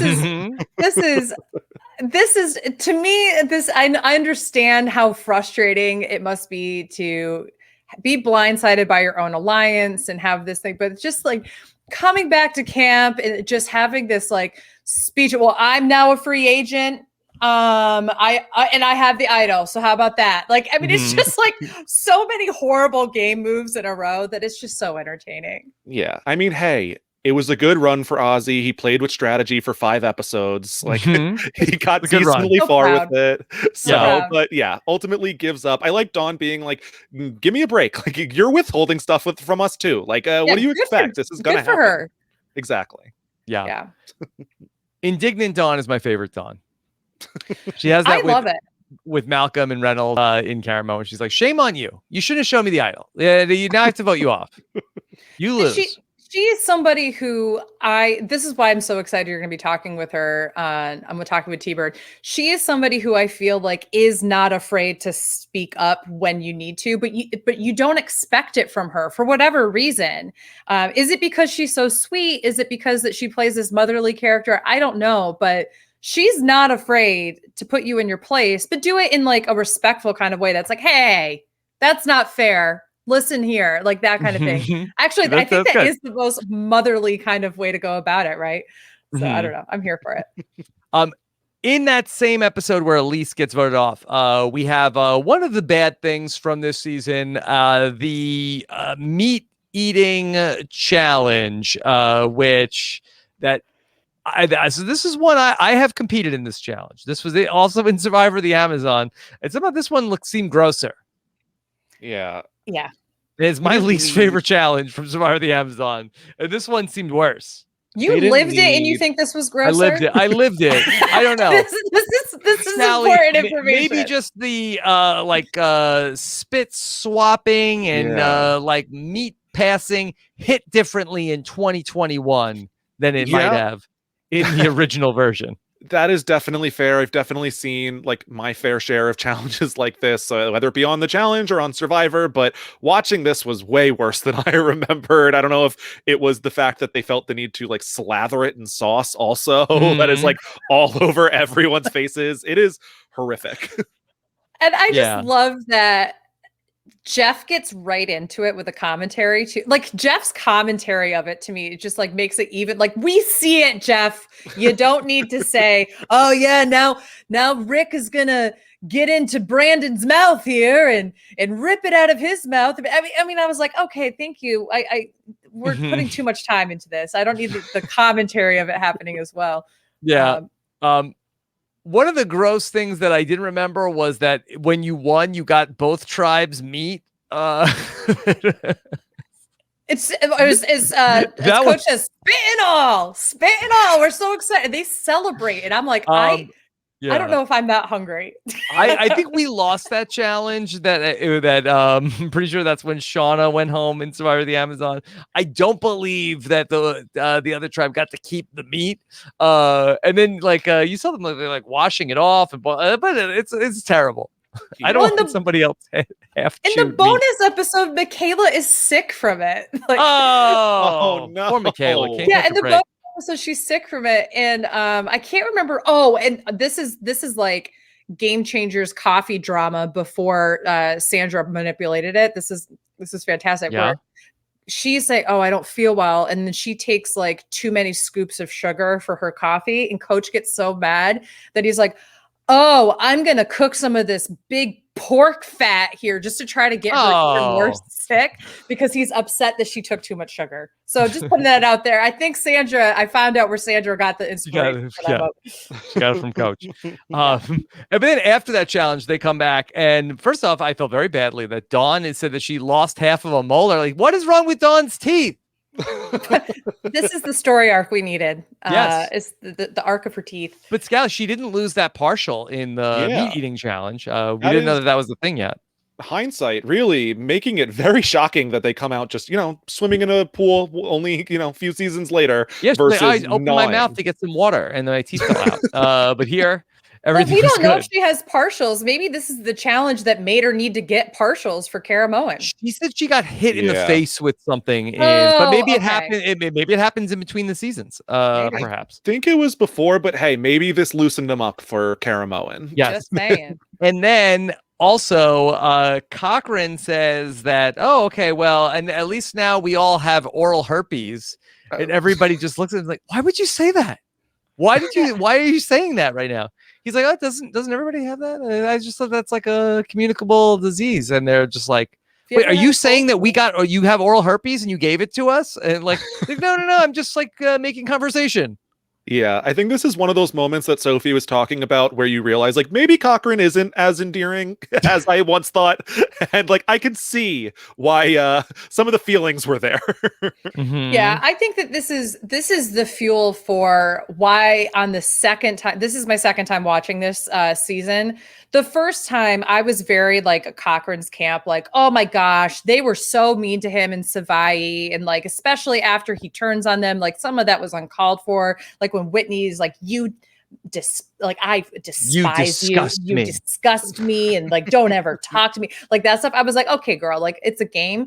But when this is kind of the fuel for that fire where I'm like, you know what? There's some built up issues here that I think that I can kind of understand. Yeah. I'm not saying I'm pro like bullying or anything. No, but Sophie drags him pretty hard at one point after he tells the story of the prank phone calls that he used to make when he was a kid. And she's like, I don't find him endearing at all. Yeah, no. And I love that they're juxtaposing that with her like stabbing a piece of wood. Like so good. Okay. So we talked about the season hits a crescendo at the merge. Cochran flips, and then very negative reaction from Savai, Ozzy, Jim Rice calls him a coward repeatedly. Whitney, you disgust me. That he really gets raked over the coals. Coach says you're sleeping with us tonight. At one point, Cochran asks before the vote, like, where am I sleeping tonight? He said, right in between me and Edna in the shelter. And so Cochran is now with Polu and Skelly. We start to like yada yada a lot of these votes. Yeah, you could definitely say that. And that's the thing is where mercifully. Definitely true. I mean, I feel like people have this memory of like, oh yeah, it becomes a pagonging, but we get through this in 2 episodes. Like it is done very efficiently. So it almost doesn't have time to get boring there, where like maybe not the most fair to Whitney or anyone that was looking to use Whitney as a piece, having an immunity challenge and like vote her out without having any conversations, but it happens to Whitney, so I'm not that upset about it, unfortunately. Again, she managed to get 4 whole confessionals by the time she got voted out. So here we are. Yeah, so I'm just taking a look at like the production schedule of what they did here. Of like, did they feel like, all right, well, this is going to be boring TV. Let's see how quickly we can get through this. So Keith, that he ends up getting voted out here. So I'm sorry. The Ozzy gets voted out on day 19, and then Keith gets voted out on day 22, and then Jim gets voted out on day 24, and Ozzy gets voted out on day 27. So it seems like that this was something they did in post-production rather than sort of like that they stack the days this way. But when was Whitney? Whitney was voted out the same day as Ozzy, right? The same day as Dawn. Same Well, day they as don't Dawn. even leave tribal council. It is Yeah, just okay. like, all right, let's wrap this up. It's a begonging. We're good to go. Yeah. Yeah. Not giving you a chance. And let's have the game start. Okay, good. Yeah. Okay. Yeah. It's hard to ultimately like figure out these days, because it's like when they're eliminated with the Redemption Island. So Yeah. I may be off with my days, but it definitely feels like the production was like, okay, well, let's just see how fast we can get through all this. A side note for the immunity challenge they have when Whitney goes, because she wins immunity, and then they do a surprise. We're going to do another trivia like immunity right here. How does Edna, who is an anesthesiologist, not get the how much water should you have in a human body on an island question right? She was like the one person I was like, oh, Edna's got it. She gets out in the first question. I'm like, girl, you are a doctor. I got it right. I'm a fundraiser for a college. Come on. Look, sometimes people lose it out there, Beth. It's true. Yeah. I'm being too unfair. Am I though? she had a rough road, Edna. And like by this point, like she's really like had a tough go of it, Edna. It's true. We get to a lot of just like a little bit of false hope. Albert does seem to be talking to the people on the bottom. Scott, do you feel like that Albert really was sincere about trying to shake things up, or is it sort of like the Monica Culpepper of just sort of like, well, let me just give the people that are going out false hope? I think it depends on which vote we're talking about, because I do think at the point where, like when Whitney and Dawn are still in the game, I'm not exactly sure, but when we get down to like a few votes past this, I feel like Albert rapidly sees himself losing the game if people like Cochran and Edna start going home and he doesn't have anyone to sit against in the finals. So I think that he is giving some false hope to some of the earlier boots in this inevitable run, but I think that he ultimately realizes he may need to make a move. Beth, we haven't talked much about Albert so far, and I have to say, I feel like that the book on Albert is that he really was like too smarmy, and he stunk, and Sophie was great and Albert was terrible, and Sophie was just like constantly keeping Albert from going off the rails. But I feel like that Albert is better than remembered. Oh, I agree. I actually think that Albert is another person that I would love to see come back. Albert was who, like, if I had to replace anybody from Caramon who played again, which would be Brandon. So if I had to replace Brandon with somebody else from South Pacific, I would have loved to see Albert come out for fans versus favorites in Caramon and see how that works out. Yeah. I really feel like Sophie and Albert worked together, and then Albert was seeing the writing on the wall of the season and attempted to make some decisions and some moves, but he either just didn't, unfortunately, like had built up the relationships too early in the game so that he couldn't go against them and have it like work for him, or he just didn't know how to execute them when Coach was just honestly a little bit better. So I think that he just tries to make those moves too late, but he is, I think, a really great player. And I'd love to see him play again. I would love to see Albert. And this is not like an opinion that I had always held. Like, I would very much enjoy seeing him play again. I think he probably plays even better in the new school, probably. He talks about how, like, this is a social game and I'm like here for the strategy and the social. I'm not here to like be Martha Stewart and clean up and do the housework around camp. And I think that's a wrong read on the tribe that he ends up on, unfortunately for him, where he ends up with someone like Rick, who is looking to go camping for 39 days. And like that is going to build a lot of resentment towards him. And that is why ultimately when he does try to make those social and strategic moves, he ends up failing. So I wonder if he ends up getting 0 votes, if not for the incident with Brandon and not giving the necklace back to Brandon. I feel like that, from the stories I've heard, that while Brandon certainly has like the bad behavior that we got to see in the show, that people did have an affinity for him. And I wonder if like that public just like a humiliation of Brandon, where Brandon gives him the necklace and he says like, oh no, I'm pretty sure. I think he's good. And then to have Brandon at Ponderosa be upset about the whole thing. Like, I wonder if that was just like, there was no coming back from that particular sin, that anybody would have given Albert a vote after that. And And good for Albert. especially- He was going out that night. He was gonna Yeah. he was gonna be voted out. I mean, he did what he could, Yep. what he had to stay in the game. But I do wonder if maybe that might have been like if he had any favor with the jury if he lost it that night.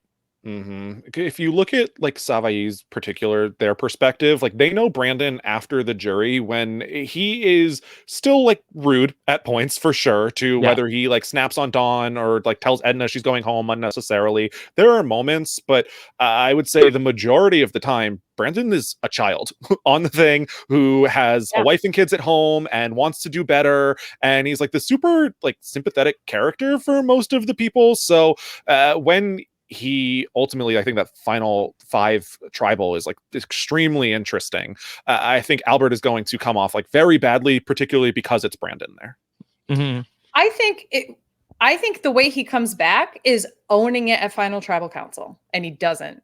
If he had said, because it took him like 10 minutes to answer the question, did you know that Brandon was going to go home tonight? If he had said, yes, I did, because I was going to be the other person. If I had given him back the necklace, I would have gone home. I was supposed to go home. He decided to save me. I took advantage of that. It was a game decision. Brandon, I know that you probably won't forgive me for that. And I understand that. And I appreciate that. And if you don't vote for me, I understand that. But for the rest of you, know that this was a game decision. I had to do it, blah, blah, blah. And like, not to get too far ahead, but I think let's go there. Let's go there. Cause I think that's really the next like major interesting thing that's going on in the season of that talking about the final 5, where Brandon gives the first final 5 where Brandon gives the necklace to Albert. Yeah. I mean, I honestly think that the way that Albert played it that night wasn't the best, but like, what else are you going to do? You're in the hot seat. So if you don't get the necklace, you're going to go home. Coach isn't going to give you the idol. So you might as well take it. And, you know, is there anything that you can really say after Brandon is sent through the door? No. So own it at Final Tribal Council. So let me just set up where we're at with that final 5. So we see Sophie feel very strongly like it's Albert's time to go. He's like the used car salesman. He's made too many lies. It's time. It's going to be his night to go. He is getting into it with Rick around this point in the game. Scott, apparently Rick has been referring to Albert as Prince Albert. Yeah, I did not think that would be hearing the words Prince Albert so many times on CBS. Yes, because he's Prince Albert, of course, because that he is just doesn't work hard around camp. That's of course the common. My favorite is that they somehow it's a game of telephone and it turns into Princess Albert, which was not said, but then everybody starts saying it. That's my favorite part about this whole situation. Which may be a thing that you know, I don't know. So the Albert does not take kindly to being Prince Albert, and so he has a thing with Rick. Both sides are sort of like you know, Albert's like trying to play all the angles, and eventually Brandon has won immunity and pizza. Sophie says, I'm gonna go smell the pizza, and basically she tells Brandon and Rick that she's voting for Albert tonight, and then basically everybody's mad at Albert. Sophie says that he's like basically she describes him as something that you would find in a toilet where everybody's taking a turn of trying to flush him. Again, how does she not get more confessionals? I don't know. That's so good. Yeah. Because it's up until this point in the episode, everyone's talking about how we need to send Brandon to redemption to take out Ozzy. And so, like, that's what we need to do. As soon as Brandon's not available, though, Sophie offers up that, you know what? I will at least be voting Albert if anyone would like to join me. And Rick really exposes Albert's game like very quickly and just like, oh, he promised me a final 3, which leads to like an entire afternoon of everyone in the tribe yelling at each other. So, all right. So then Albert is in a corner. Okay. He has no other move left than to go to Brandon and makes this emotional pitch about, hey, like, you know, we prayed together all these times. And so Brandon says that he is going to give the necklace to Albert to save him because he knows Coach won't vote him out. So he feels like he can protect Albert and then Coach won't vote him out. And Brandon talks to Coach and Coach tells Brandon, he's like, well, I will I myself need to now go convene with God, and then God will tell me a name, and then I will vote however God tells me to vote. This is where I find like it's a little, again, very cringy, because Coach is now playing it up for the audience too. Like there's no confessional where he's like, yeah, I'm using, like, I actually feel like I would appreciate the move a little bit more if he said outwardly, hey, unfortunately, this is how I have to deal with Brandon. But instead, we get this long confessional of him like, I'm praying, and one name keeps coming. I clean the slate. Another name. I'm like, come on. Yes. So, Beth, that this is a great point. In the evolution of strategy, like I felt like, hey, Coach, why are you tricking us? Why are you lying to the audience? Why don't you drop the act? I don't like this. Okay. Right. But I'm let me throw out another interpretation here. Okay. Tell me if you buy this. If I'm Coach, I am very concerned about my health and well-being following I have spent time with Russell Hantz. I have spent time with Brandon Hantz. I have spent time with Sean Hantz. Is this perhaps Coach's attempt to say that this was, look, don't get mad at me.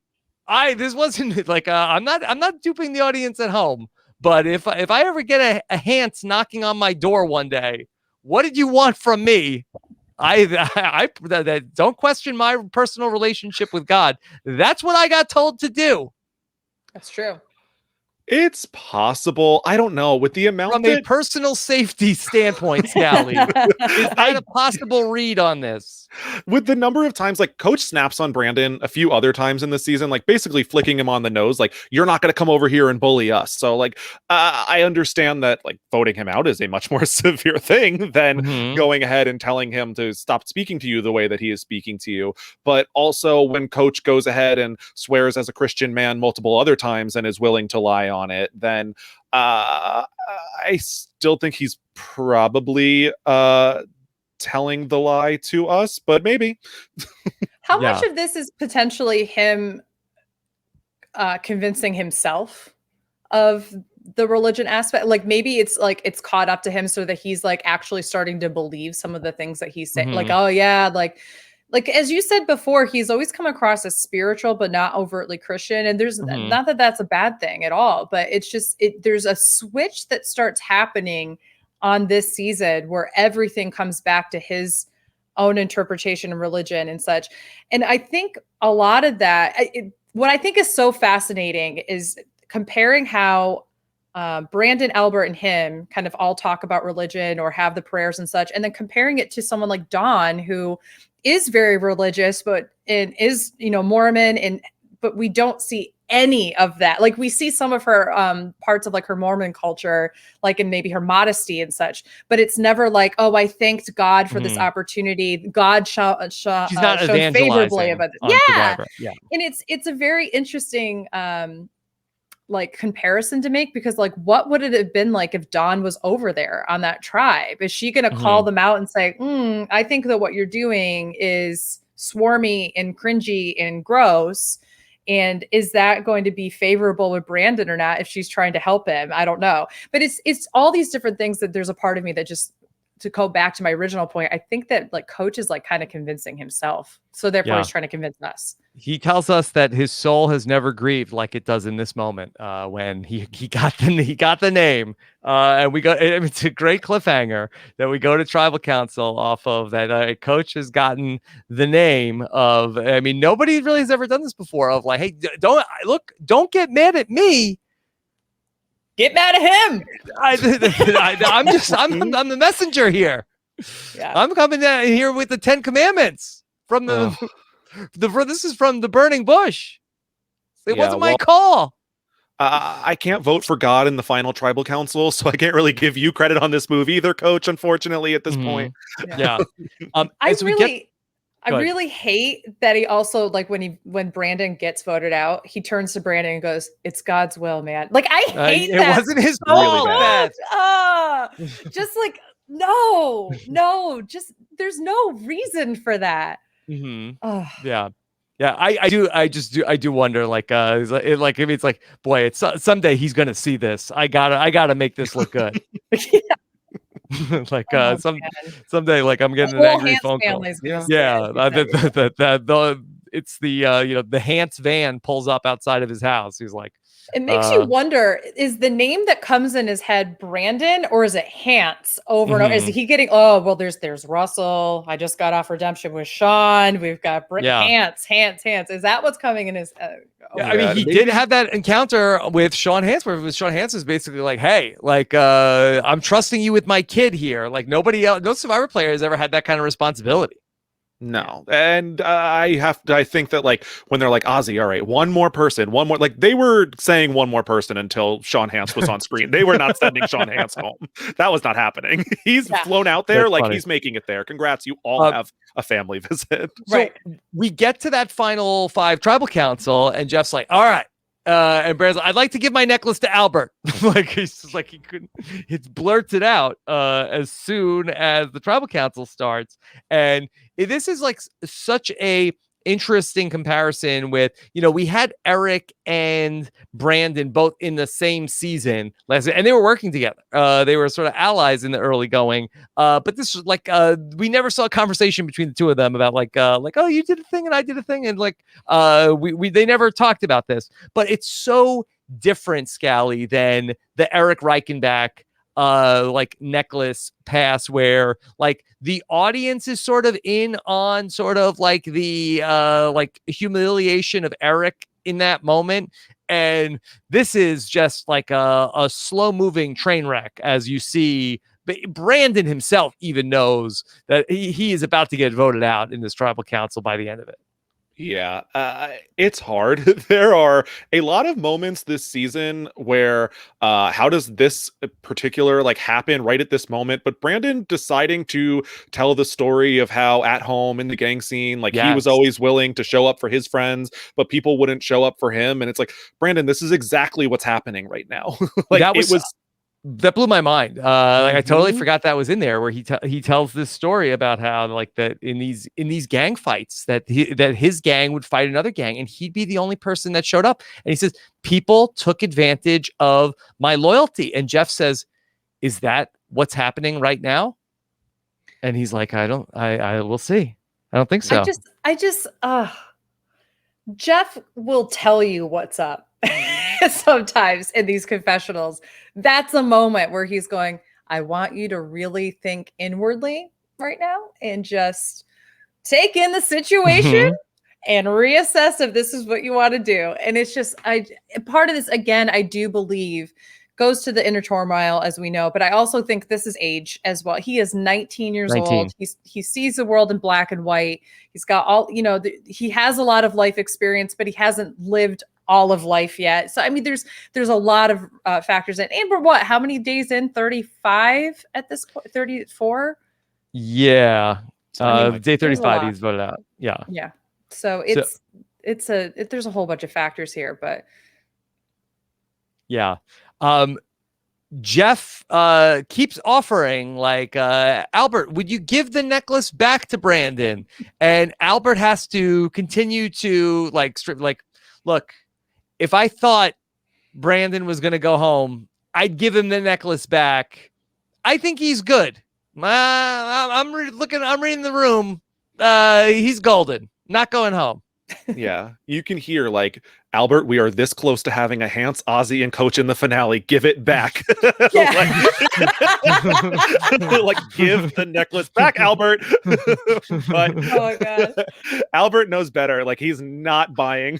And like you said, like Coach would maintain even into the final tribal council if that was like self-preservation, that like this was God's plan, and like he had to maintain that all the way through. Like Albert sticks by the story of like, I didn't know Brandon was going home, and like plays up like, I don't think he's in danger, otherwise I would give it back, and holds that story through the rest of the season. which like, come on.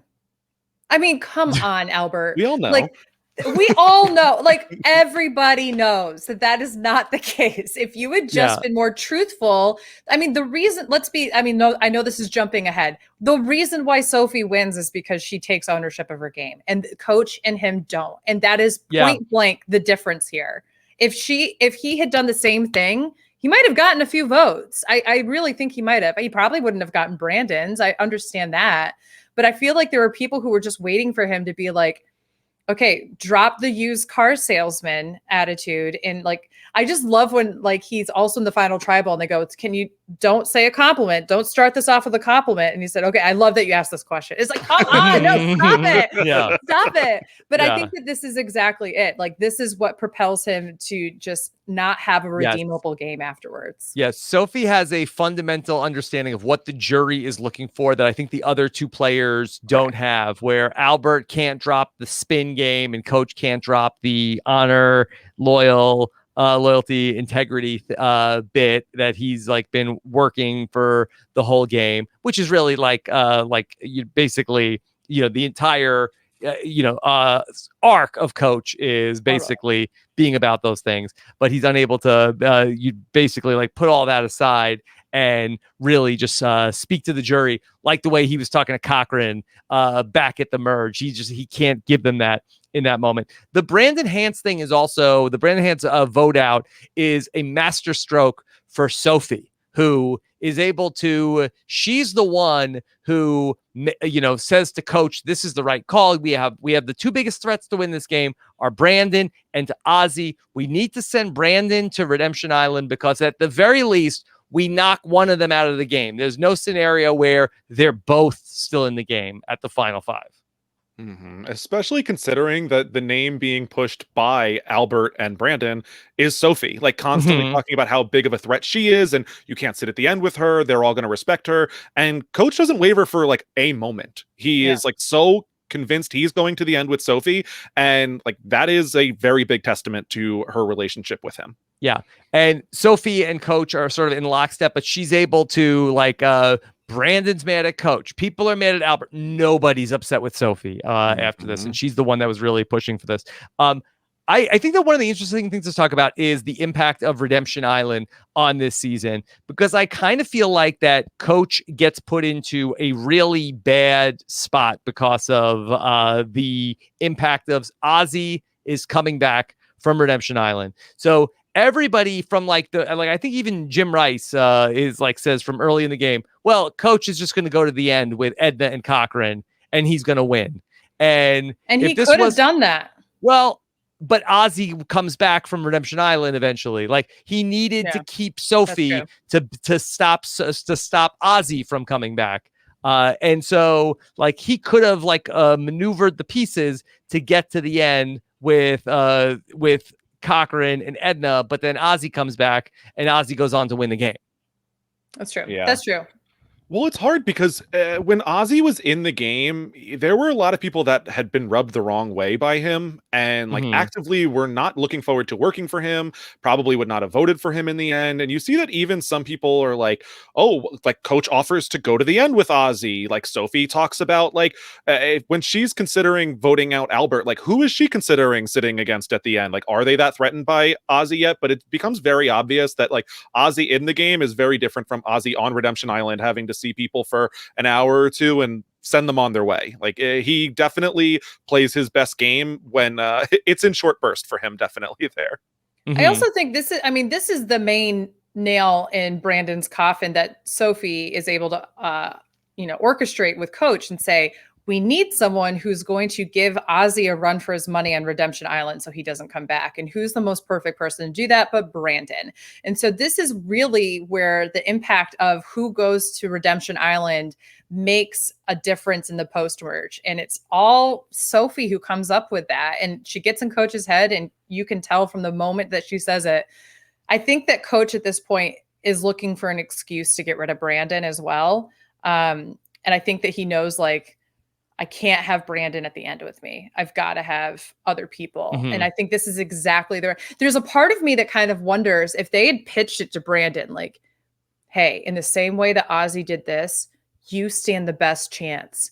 And like, we really think Yeah. that for the family, the betterment of the family, you should do that sacrifice. How do you feel about that? And like at the very If least, only they could have thought of like a religious figure who sacrificed himself and then 3 days later came back to save all the people. yeah, it's Like, I feel like that they escaping were like my onto something. mind. Yes. Yeah, it's too bad. Christianity should work on that. They should come up with Mhm. that. But it's, and like, here's the thing too. I'm not advocating for people to use religion in that way, but if when in Rome, I guess you might as well use it. That's They've much already done it. cleaner than what they did to him. Oh, I 100% agree. I 100% agree. Far more ethical. Yeah. Mhm. But it's I just feel like he would have even if you got mad, right? He gets mad, you're voting him off. Who cares if he gets mad? He's mad Right. at all of you equally. Who knows who he's going to vote for? At this point, if the plan is to vote him out, it's better to bring him in on the idea and like make him feel like he is Yeah. making a sacrifice on behalf Yeah. of the family. Well, it's probably a little more difficult to pitch that once he wins immunity, and if he says no, then he's not going home. Well, once he gives the immunity necklace to Sure. Albert, like make it Yeah. a part of the tribal, right? Mhm. So, Yeah. And then you say like, look, you were like, we need you. You have to go beat Ozzy, and then and basically you could spin that as look, and if Ozzy beats you, that was God's will. That that was what happened. I think that's a better sell to him, where he's potentially less upset about the whole situation than to say that God gave a name and it was his name to get voted out in that spot. So. Ozzy and Coach have a conversation. I believe it's during the reward challenge where the loved ones visit, where Coach pitches to Ozzy, hey, we should make a final two. And he gives him he shakes his hand and he gives him basically like on his Christian word, he says to Ozzy, let's go to the final two. And this is not a crazy idea coming from Coach. Iron sharpens iron. He wants to go to the end with JT. He wants to go to the end with the best players. Ozzy comes back, Scally, and for no reason, kind of blows up this whole thing of basically like outing this deal. Do you feel like that Coach would have kept that deal in any way had Ozzy not done that, or he just gave Coach an easy out to get out of this deal? I feel like just like Coach was looking for a reason to get rid of Brandon at a certain point, I feel like Coach probably would have rationalized in his head a way to get rid of Ozzy. Probably was convincing himself that should Ozzy win that final immunity, like, oh, this is what I always wanted. And look, I made a deal with Ozzy, and this is how like I controlled the game, not Ozzy disrupted my plans at the end. Mm-hmm. yeah, I have to agree with that. I think that he truly believes that at the end of the day, I think he goes for who do I think I stand a better chance against, even though he's like, I want to have this and game with, I want to go up with against the strongest warriors and all that kind of stuff. I think that there's a moment of rational thought that dawns upon him, which is to say, probably not the smartest idea to go to the end with Ozzy and have one more person for my tribe who's on the jury. They're going to have all the votes he needs just from the Savai'i members. So when Ozzy comes back into the game, that we have it's the tribal council where Rick goes home, and we have like this really like emotional moment where that Beth, you were talking about this before about where so that Sophie and Ozzy are sort of sniping back and forth, and that Sophie says that she heard that Ozzy is calling her a brat, and Ozzy said that Sophie is saying that he's arrogant, and Sophie says, "Well, I wasn't the only person that said that. Other people. I thought so. I like that. I was like, well, I said it, but also other people are saying it too." But Sophie has like the one like really like emotional breakdown that she has in the game, and like I think this is like an interesting part of her arc in the season. That it's like some question about whether is she getting tougher. She talks about how that she doesn't think that she is building up a tougher skin. She thinks that she's losing her tougher skin. But I do think it was interesting that the jury sees her in this moment of vulnerability. Did this help or hurt the case for Sophie? I think it helped ultimately. I mean, the main criticism of Sophie was that like she has walls up and we can't get to know her. She like barely spoke any words to us, and like even though like that is her criticism of Ozzy going back, like there's blame on both sides. And by Sophie ultimately crying here and talking about how like the words did hurt her, like the walls are coming down and people are starting to see and like get her side of the story rather than their own opinion that they've been left to fill in the blanks because there was no real cross-tribal talk at the merge. And I think that part two is that it's not just Ozzy saying this. He's apparently hearing it from every member of the jury. Yeah. So there's a moment where the jury is reflecting on, oh, we have hurt Sophie's feelings. And I think that that is exactly the kind of vulnerability that's also like, oh, I kind of want to make it up to her. I'm not saying that that's why they wrote her name down altogether, but I do think that that helps in that time frame. What I think is also interesting about this whole tribal is that they kind of go back and forth with, you know, you're a brat. Well, you're arrogant. Well, I'm not the only one who said that. Well, I'm not the only one who said that. And instead of like ever, at least from what we're shown, ever really focusing on, well, Ozzy, how does it make you feel to be told that you're arrogant and all that stuff? It's all Jeff just zooming in on Sophie. And like I said, I think this is why, and I said this really early in the podcast, I think this is why her buildup has been such a weird kind of, we don't really see, we hear strategy, but it's biting and it's, well, this person, this is not a smart move, or I don't know why this person thinks that they're entitled, or whatever the case is. And it's, I think, builds to this moment to give us some sort of, okay, the walls are coming down. But I do think that that helps her cause, but it doesn't help the story of it all. If we had heard in confessionals people talk about Sophie, oh, Sophie's really closed off, this moment makes more sense, but it seemingly just kind of comes out of nowhere because we've never heard anybody call Sophie a brat, not even in a confessional. So all of a sudden, oh, by the way, Sophie's a brat. And you're like, whoa, where did that come from? Well, he's arrogant. We're like, well, we've heard the cockiness thing about Ozzy, but why now? That's what I think is interesting. Yeah. Jeff also says to her in this conversation, you know, Sophie, the more you show this, the more reason there is to vote you out. And I'm like, wait, what? Why? Yeah. Why are we going to vote her out now? Because that she's like having this like emotional moment. Yeah, I feel like where Jeff basically gives her the opportunity, like, do you want to speak now or do you want to let the votes go ahead? And I like from Sophie, like showing that, like, even though I am emotional right now, like I am in control. I know what's going to happen on this vote. I don't need the extra time to speak. Like I have this locked up. And so like, even when she's emotional, like she's still in control now. Yeah. And also like, Brandon cried at every tribal council and never went home. So like, where was this commentary like with Brandon? I do think this is an implicit bias that Jeff shows earlier with like how he treats women versus men. Like when women get emotional, it can ruin your game. Which is like there are implicit biases. If a guy gets emotional, it's like, yeah. Are you sure you want to go vote? If a guy gets emotional, it's like, let's explore this. Let's have a Jeff therapy session, a Jeff talk show session, you know, like, so it's just a very interesting, just like dynamic to throw in there.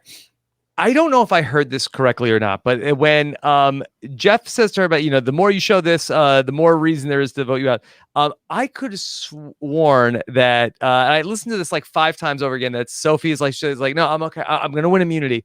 But she kind of like half says it. And I would love if anybody else catches that about like how she like sort of like gathers herself. I could have sworn she says, I'm going to win immunity. Because then she does. Yeah. I think it's super interesting. Like it's something that I would, you know, when I get around to watching this in a year again, that I will keep the I'd love to hear from the listeners. Is that there or did I imagine that? I didn't hear that. as I mean, I'd have to hear it again now, but I always felt like she was just doing a pep talk that was like, I got to get a hold of me or something like that. That maybe sounds like I got to get immunity. I don't know, but now I'm interested. I got to go back. Yeah. Because they're going to go back to camp and it's going to be day 38 and Ozzy is feeling it. He's ready to go. He's chopping down his own coconuts and he's fueling up for the challenge. And then they go to the Final Four challenge and Ozzy has a big lead. But here comes Sophie and she gets that first piece in the puzzle and it all comes falling down for Ozzy. Yep. Not where you would think that Ozzy would fall. Like one immunity a challenge away, and just like, especially when you watch the challenge, like Albert is consistently putting himself on the same obstacles, getting in Sophie's way instead of getting in Ozzy's. Don't know why that is, but you know, Sophie comes from behind and ultimately slays the dragon in Ozzy. Yeah, that was. This is where I'm also just like, Albert, what are you doing? Is there a scene that we're not seeing where they were like, all guys, final 3, we don't want Sophie to win?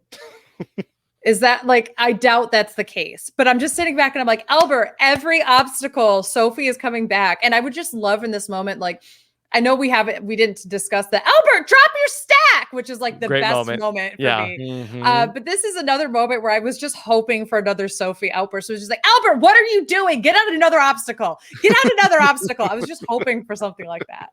But maybe not after the tribal council where everyone said that she was a brat and entitled. But... So yeah, Sophie ends up winning the Final Four challenge. Ozzy really wants a fire there, but it is not going to happen. After that Ozzy vote, coach says it was a no-brainer. And we have our final tribal council. Any standout moments from the final tribal council in this season? From the final, like the one where the final 3 are in. Yeah. Oh yeah. I think that for me, from the get-go of their intros of like, you know, make your final pitch to the jury or like your intro pitch to the jury before the questioning. Albert is like, it has been an honor to play with you all. This has been, you know, like, it's just very smarmy and used car salesman, that kind of thing. Sophie goes second and she's just like, I'm going to cut to the chase. Outwit, outplay, outlast. Here's what I did. Boom, boom, boom, boom. Resume. Everything's game related. There we go. And coach does this whole honor, integrity, and that kind of thing. Yeah. And that is all you need to know of what's going to happen for the rest of the questioning. Yeah.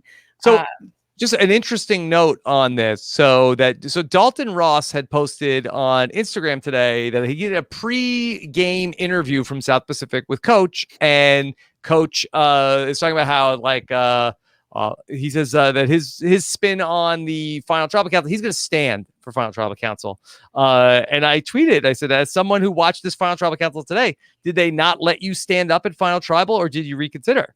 And coach says that as soon as Ozzy stood up and started berating me about being a complete sack of shite and a worthless human being, I felt deflated. Stupid thing to say or feel. So that I think that like that maybe this tribal council was spicier than we might have even seen.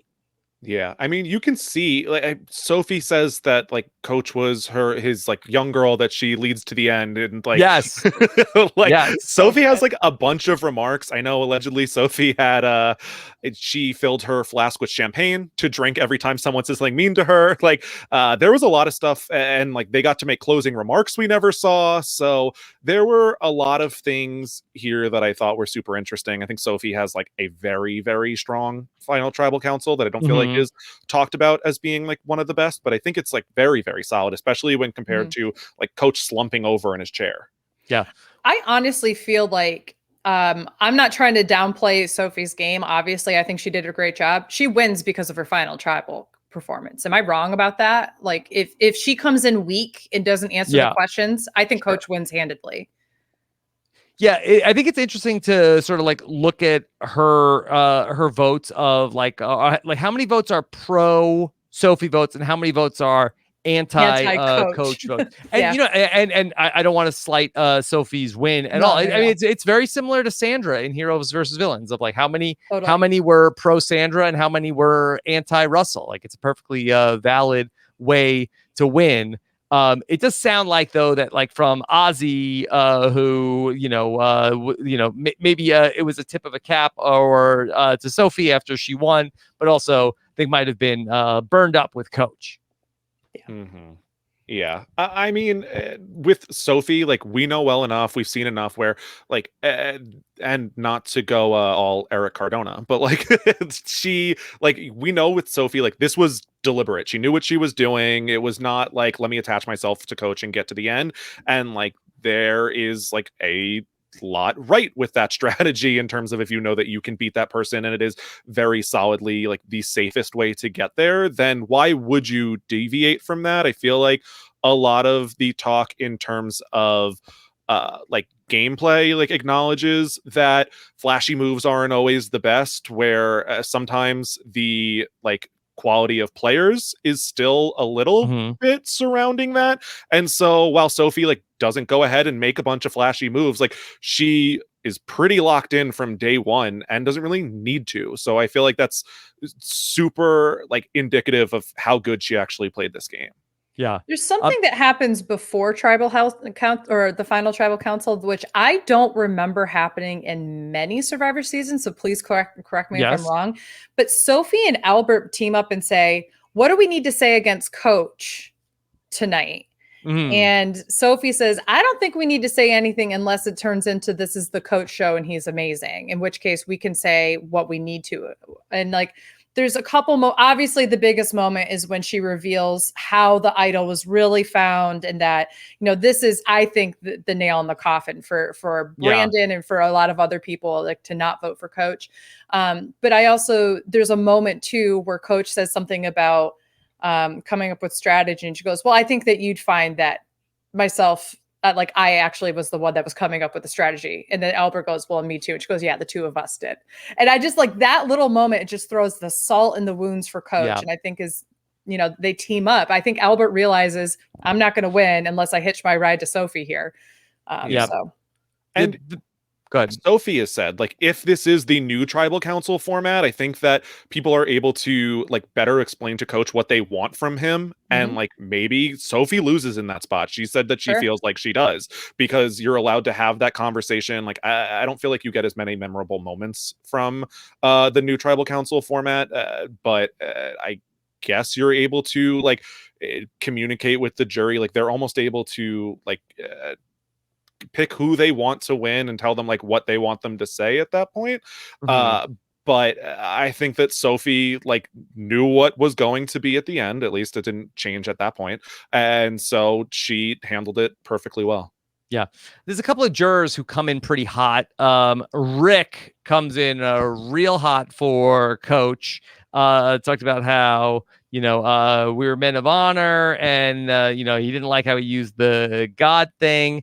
Rick is really unhappy with Coach. Sophie doesn't have a person like that, who, at least not that we saw, who's really coming in like wanting to drag Sophie in this final tribal council. Brandon is going to be coming for Albert. Wants to know about, did you know I was going to get voted out? And again, this is where he doesn't come. It's yes or no, yes or no, yes. And Albert's like, well, here's the thing. No. Yes or no. Well, here's the thing. All you have to say in this instance, and this is where I mean, like, you literally could change people's minds about you, as if you said, yeah, I did know. I knew it was going to be you or me, and I had to do what I had to do in my situation. I took advantage of your nature. Yeah. You're the best, blah, blah, blah. Like, whatever you need to do, own the move. Own the move. Praise him as a person for doing that, for being a big person, for being, I mean, God knows, he probably would have said something along the lines, but God, I can't even say God knows in something like this podcast. Yeah. Have it not mean something. But he probably could have even said something like, you know, you're a better example of a Christian man than I am. Something like that, to get Brandon to somewhat understand where you're coming from. And at the very least, get the truth out of you. The jury sees that you've owned something, and then you go from there. Sophie, on the other hand, gets, I don't even remember what it is, but she owns up to, like, I thought I was somebody who was more gregarious and, social and such. And I have learned, as we saw in the tribal council the other night, I am not. These are things that I thought I was doing well. I was not doing well. And she was quick to point out the things that were defects in her game. And that's a strength to her final tribal council speech, which is she did it masterfully. Yeah. Sophie ends up winning 6-3. The votes for coach end up coming from did Rick ultimately vote for coach? Yeah. I guess Rick, Cochran, and Edna. Yeah. Edna was a good sport. She said it was just a game. Come on. Yep. She loves coach. All the way through to the end. Anything else from the final tribal council before we talk about the reunion? No, I think I'm good. Interesting reunion. We bounced around a lot. We didn't spend a ton of time with Sophie. Just sort of like asked her just like a little bit about what it was, what it was like, what she got out of the experience, how she changed. We spend we have a full package on Coach, Cochran, Ozzy. Brandon. Yeah, that we go to Russell also at the reunion show. The way that I knew this was going to be the way the finale was when Jeff says Sophie wins. Sophie goes out into the audience and he goes, coming up next on the reunion, we're going to catch up with Cochran and Ozzy and blah, blah, blah. And oh yeah, Sophie won $1 million. Just like, yeah, just says it like that. I'm like, yeah, Sophie's not going to get a lot of airtime after she just won, did she? So. Yeah. I mean, by modern standards, like they spent a lot of time with her, but sure. Yes. Yeah. For the time, a little bit. Yeah. For sure. Scally, any reunion highlights for you?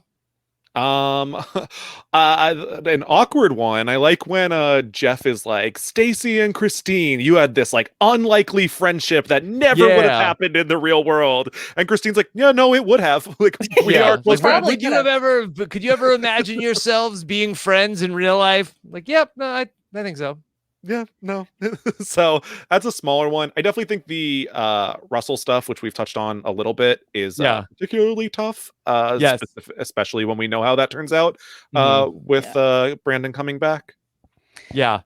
Well, so they go to Russell. They say, all right, we've got Russell here. We're going to get Russell's critique of Brandon's game. And Brandon was already saying like, look, this was very hard for me. My family felt like I couldn't wait for people to see how I did in this season. And basically my family told me that I was a failure. And, it would have been nice if Russell would have been like, Brandon, we love you. But instead he's like, you went out there to try to fix something that was not broken. Yeah. Because he said he wanted to change the Hance legacy. And he's like, every move you made was wrong.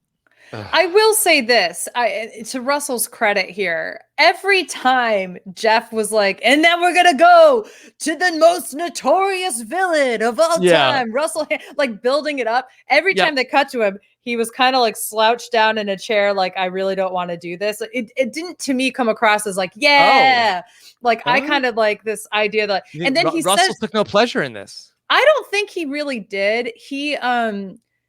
I think he did and he didn't. I think he likes the attention and likes that kind of thing. But I also think that there's a love for his nephew where he didn't want to have to do this. And you see this where he goes, you know me as Uncle Russell. Everyone else here knows me as Russell. So what do you want, Brandon? And Jeff cuts him off and goes, we want your criticism. So that's when he's just like, come on, we got to end the finale with you. So come on. So like, he doesn't really give him a choice, but you can tell that he's trying to give Brandon the power of, what do you want me to say? Do you want me to speak as notorious villain or as your uncle? Yeah. And Scally, that Jeff at one point it occurs to him like, wait, I just got this. Well, maybe the next season should be Russell on one tribe and Brandon on the other. Maybe Modern Survivor isn't so bad. This was the option we had coming. Do you think this is where Blood versus Water, the idea formed, where he was like, wow, what if we had Brandon on one tribe and Russell on the other? I don't know what they had in mind. I don't know. That was wild. We catch up with Ozzy and the audience loves Ozzy. Oh, yeah. Huge reception for Ozzy. Yeah, they're screaming that they think Ozzy's going to win when he's not even in the final tribal council. They will take any opportunity. Ozzy gets the Sprint Fan Favorite Award for the season, and Jeff says it wasn't even close. Yeah, well, the way they present it when they're like, by the biggest margin ever, Cochran, you were by far behind Ozzy. Like the way that was set up was so horrible. I was just waiting for him to be like, Cochran, once again, you lost to Ozzy. Like, I don't know. It's just like, it also, like, Ozzy's whole segment turns into like, Ozzy does an after school special about why it's important to go outside and be like involved with nature, to the point where somebody don't be afraid of it. Don't be afraid of it. Like, this is all of a sudden Ozzy becomes like, spiritual, and this is where I find God and all those different kinds of things. And I thought that was kind of like a nice way to like bring in a different spiritual perspective. But the other thing that I think is interesting, and somebody tweeted this out, is that Joey King, the actress, is the little girl who asks Ozzy a question, who now played Gypsy Rose. She has some interesting Survivor connections. Yeah. I was also going to say, the other thing that I really didn't like is when Jeff is like, not to take anything away from Sophie's win, but Ozzy, did like you self-sabotage and Sophie didn't legitimately win that final puzzle? Like, so Ozzy comes in like complimentary to Sophie. He's like, Sophie was smart and she was great and she was and she did a great job. But yeah, Jeff's asked the question of like, but do you at night, do you blame yourself? It's like, yes, I totally blew it. It was much fun. You really self-sabotage that thing. You could have beat Sophie if you want to, right? Like you could have. You just decided that you didn't want the million, right? That's what happened. Yeah, that's why he came back again. Yeah. Yeah. I want to get to questions from the listeners. Any other I know we bounced around, especially in the skipped over a big bunch of stuff in the post merge, but I don't know if we missed much. Any other moments or things that you want to highlight? No, I think I'm interested to hear what the questions are. Maybe that could help us figure out what we need to discuss. Okay. Let's see. How about let's take a question about did we explore how would Ozzy have done on Apollo and Coach on Savaii if did they pick the wrong eggs? Yeah, we didn't talk about this really, which I felt like we would have gotten into, but it's funny how it works out. Like I would say on both seasons where both the returners fall exactly where you would think they would, if not do best, like fit best in terms of the season arc. I think Coach on Savaii is like extremely different. I think Ozzy probably like finds a similar group and like rallies them around, and maybe Michaela fares a little better, but I think Coach on Savaii is like a very interesting thought experiment. I can't even imagine. It melts my brain. Yeah. I really think that, what you would find is I feel like Coach would still take Cochran underneath his wing on Savaii. I could see him working with like Dawn, and I really feel like the resistant alliance is still Jim, Keith, Whitney, and Elise, with Papa Bear being the swing vote, and Semhar. I don't know where Semhar goes with this. It's a really interesting idea, but I think that Coach sees Redemption Island if he's on Savaii. Yeah, and I think that Ozzy definitely sees Redemption Island regardless. I think that he's going to see it on Apollo as well. Yeah, I do think that probably both of them fare much more poorly on the opposite tribes. Yeah. I think that Ozzy was ill cast to be like the leader of a group. Like Coach, like by his nature, like that's what he wants to do. He wants to like be like, is he an efficient leader? Not always, but like he like wants to, okay, this is my group. These are my people. Ozzy works best with like he is a loner. He is basically, does his own thing. He's a nonconformist, and like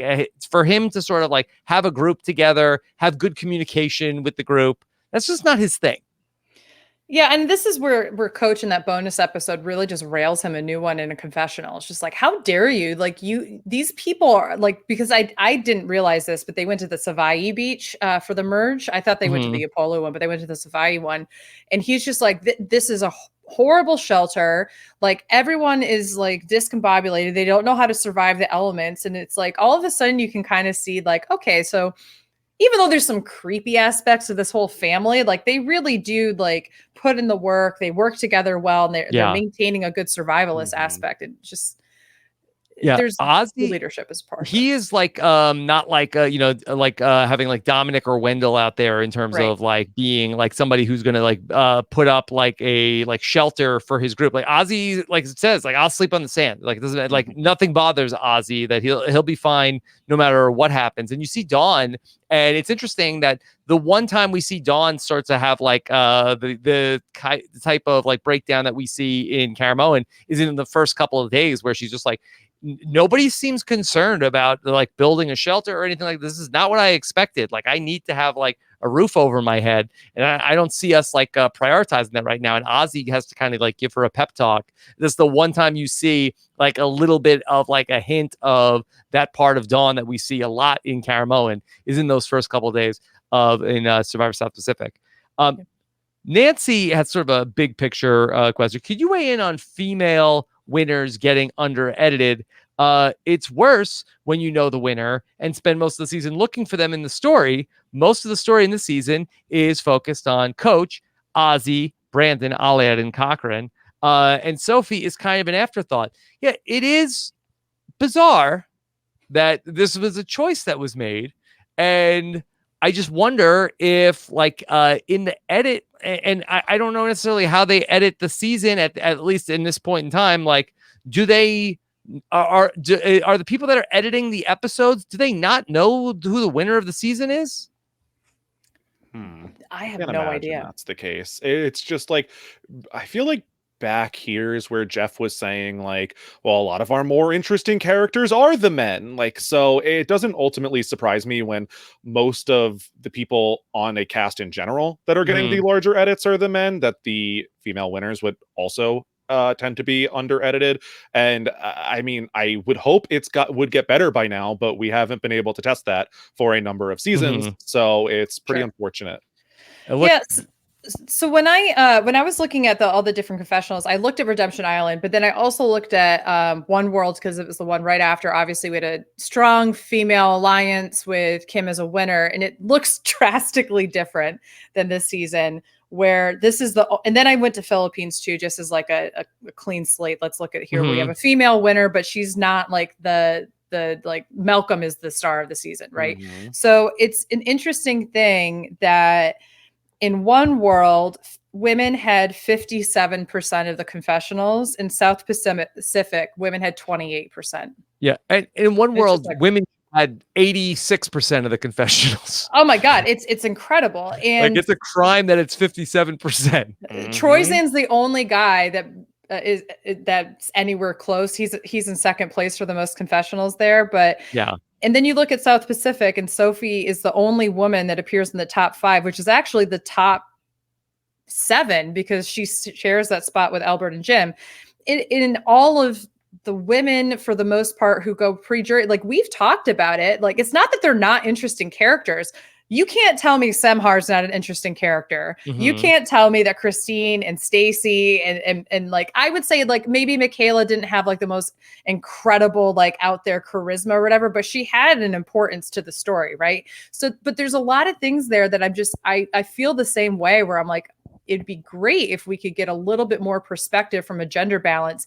Then you also have to add in like, we had like 2 women of color who were just like discarded really early in the game too. So what is like the racial makeup of these people? And, you know, the one gay guy gets cut early. So this is back when like diversity, inclusion, equity, all that kind of stuff is not really even thought of at all when it comes to they had editing. a nerd in this season.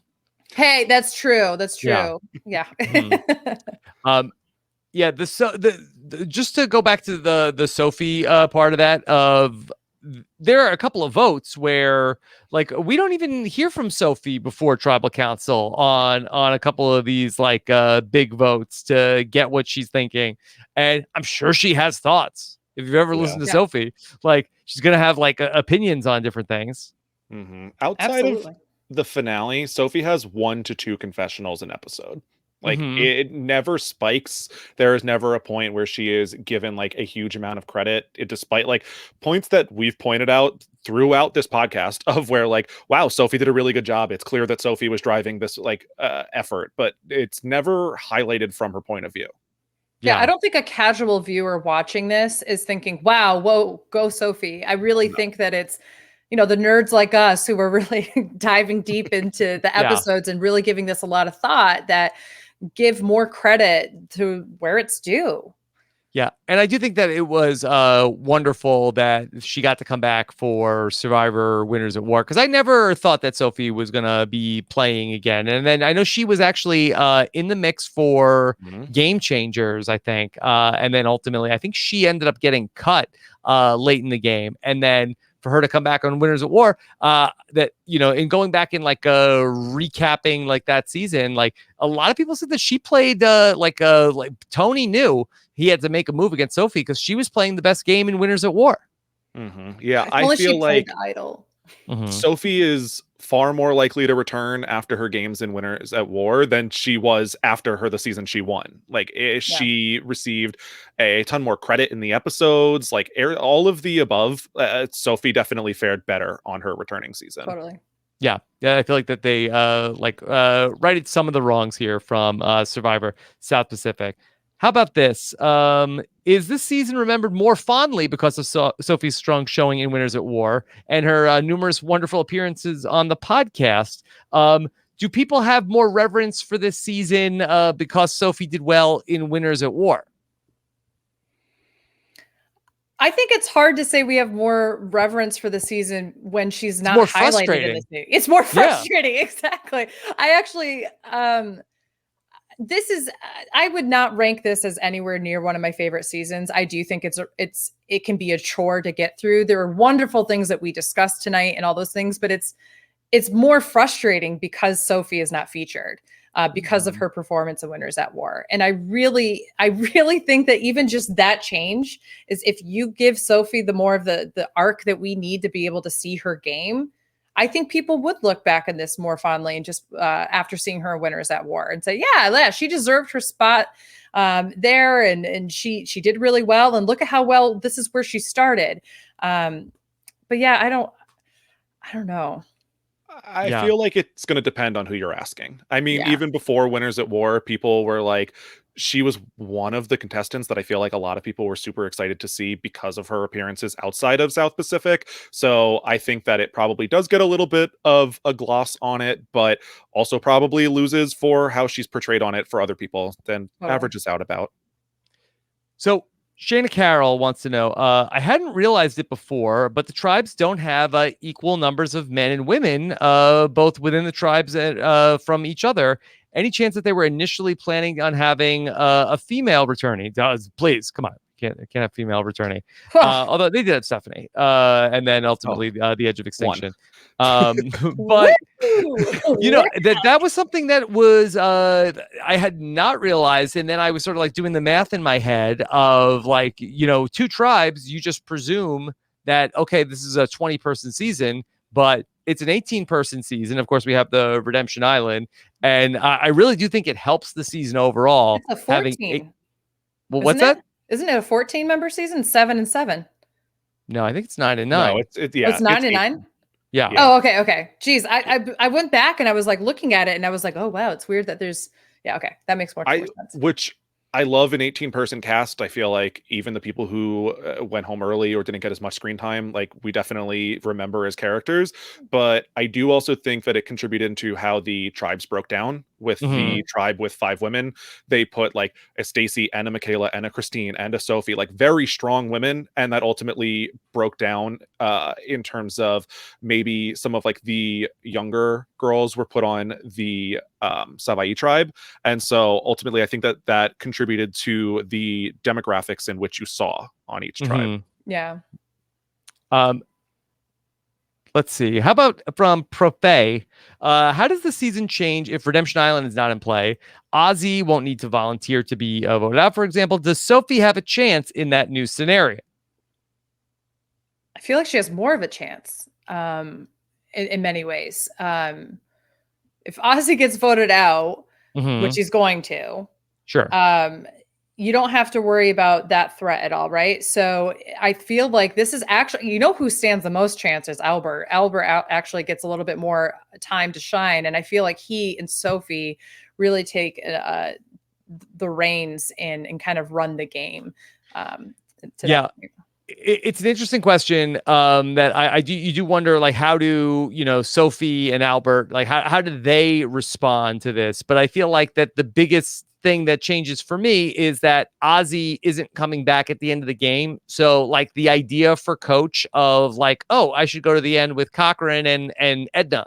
Or some other combination of jury goats, where that for Boston Rob, I think that maybe it speaks to what he was able to do in the previous season, where he was able to get to the end with his two biggest goats in Natalie and Philip, and Coach gets to the end. But unfortunately, in order to get there, he's forced to go to the end with two very capable players, because that's what's required to knock out Ozzy, who's coming back from Redemption Island. So that Coach doesn't have that luxury in this season.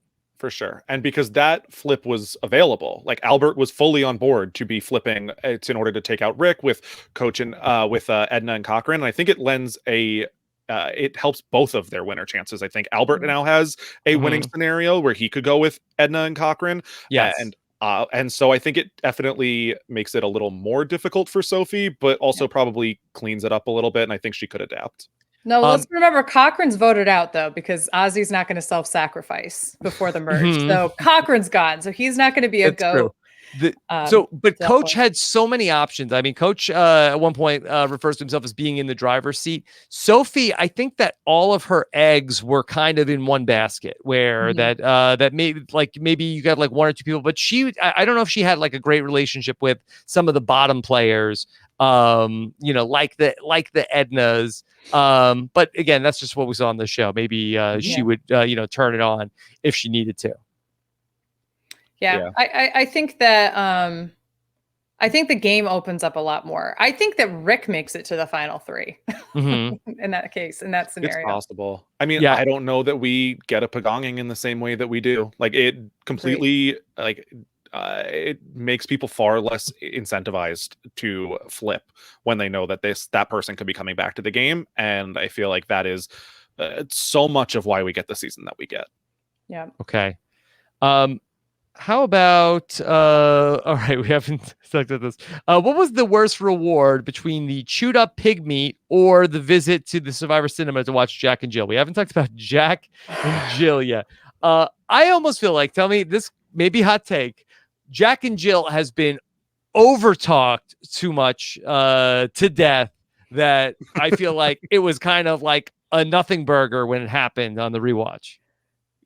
That's fair. I think it's like the overhyped of the movie, and like Ozzy has such a big reaction, but personally, I would rather vote out Cochran than have to watch Jack and Jill. So like, I think that the Jack and Jill scene is fun. Like, Coach loves the SpawnCon moment. He will definitely play up. So that's all there. I mean, the best part about that is watching someone as intelligent as Sophie sit there while everyone else is like laughing. And she's like, selling it. Yeah. Okay, great.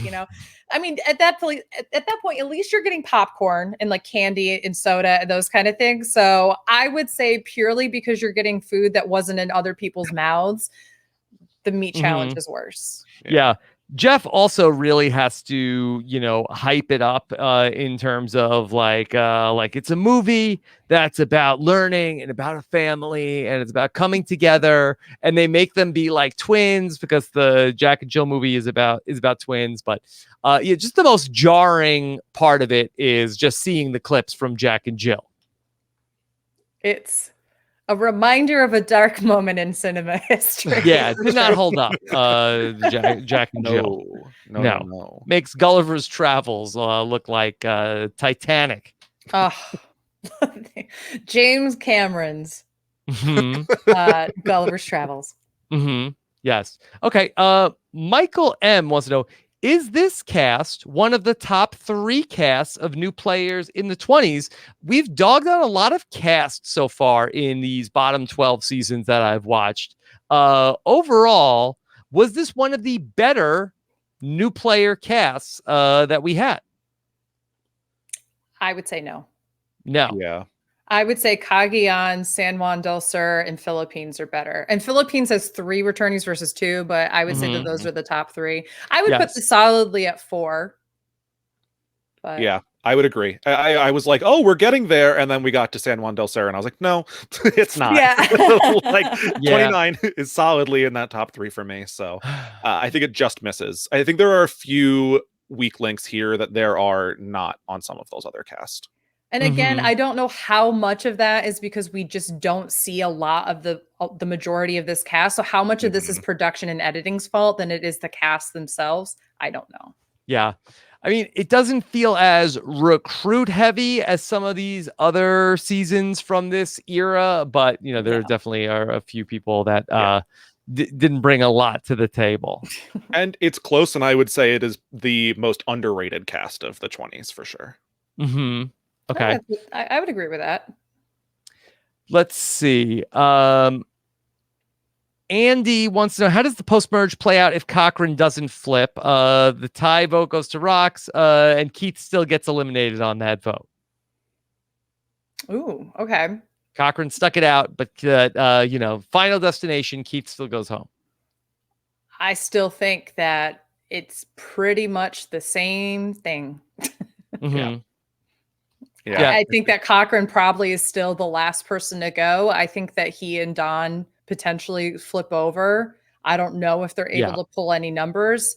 I feel like they've just appealed to the wrong people. If you can get into Albert's head to make a move, I think that that's more likely where it's going to happen. Beth, I think the more interesting scenario to play out is what happens if Cochran stays, they go to Rox, and like Rick goes home. Right. Okay. Because I feel like that Savai is the side that could potentially crack. You have Cochran 100%. and Dawn who are flexible about things. Like that would be a much better season of 6 Savai and 5 Apollo, and then let's play out the final 11 on. Yeah, you have to hope that Ozzy, Keith, and Whitney don't just stick together from there. But like Jim is very self-interested. He's not going to just let that happen. I think that you definitely get a more interesting end game at that point, or less predictable at least, where like Cochran, Dawn, and Jim, I think, are all going to very much be playing for themselves here. Okay. One thing I know that we just talked about cast and such, and we just mentioned Rick again. We didn't really talk about Rick at all tonight, and because there's not really much to say, but I will just put out there, upon this rewatch, I kind of had remembered him as being like this non-entity who maybe didn't have his finger on the pulse. He proved in every confessional he did have his finger on the pulse, and he was funny.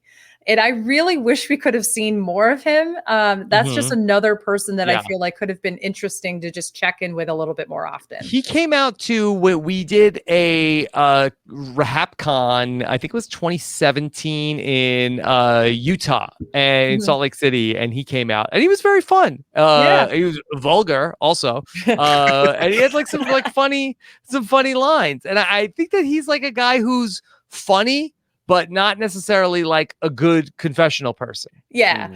He did say in a voting confessional when he was voting out Cochran, he said, "Thank you for making a big move when you made it. Happy birthday." Like, that's how he voted him out. And I couldn't help but like laugh out loud at that. But I do think that he only has like 8 confessionals throughout the entire show. And so the fact that he gets like, 6th or something is kind of ridiculous that we don't see a little bit more of him. Scott, we didn't talk about Cochran faking his birthday to get the reward from Albert, who gives up his reward to Cochran, who can get a massage. Cochran tells us he has never been the recipient of a massage, but has given them to his mom. Not what you expected. I know that like, right after the like Prince Albert stuff for Albert to win the spa reward was like perfect, only for him to give it away, which I think Coach and Cochran like sharing a spa reward is probably just as good. Was definitely fun there. How about Tubby Lunchbox wants to know, if Coach won, how would he have done on Winners at War? I love Sophie on Winners at War, but this is a really fun exercise to think about. So he gets somebody's spot. Whose spot does he get first? And it's hard because it's, Nick Wilson's. I don't know. I'm just trying to think of like, is there anybody that's in his, like they would like, he's definitely going if he wins the season. I'm just trying to think if there's somebody that would be Maybe that Ben. Yeah, I was thinking Ben potentially, maybe but I don't know that they're putting it. yeah, maybe Ben. I feel like they do really like Ben. Here's the thing. There's no one who is Coach's type. Like Coach is like an anomaly. Like that's just who he is. So Mhm. you have to choose someone who really doesn't like Yeah, who you can Yeah. compare to, you to know. say That's that maybe. Yeah. Yeah. I don't think that they would lose Ethan, but I'm just trying to think of like who's like a similar age that potentially. Yeah. I think it's a So- little tough having Coach and Tyson and Rob all there, but I don't think they're cutting any of the three of them. No, definitely not. not. They'll figure it out. But anyway, okay. So how would he do on Winners at War? I think. I mean, he's probably going out pre-merge. Yes, I think the same. I think he falls into like Tyson is like fun and can keep up and like likable, but I just don't like. I think also Coach's edit on this season is like more strategic and more serious if he wins. So he's going to still be seen as a threat, and he's going out earlier. Yeah. And no disrespect to Coach, I just think that in terms of like the older players, older school players, like didn't fare as well in Winners at War. So I think that he would have some trouble fitting in there. Yeah. Luke Wilson, was this Coach's best game?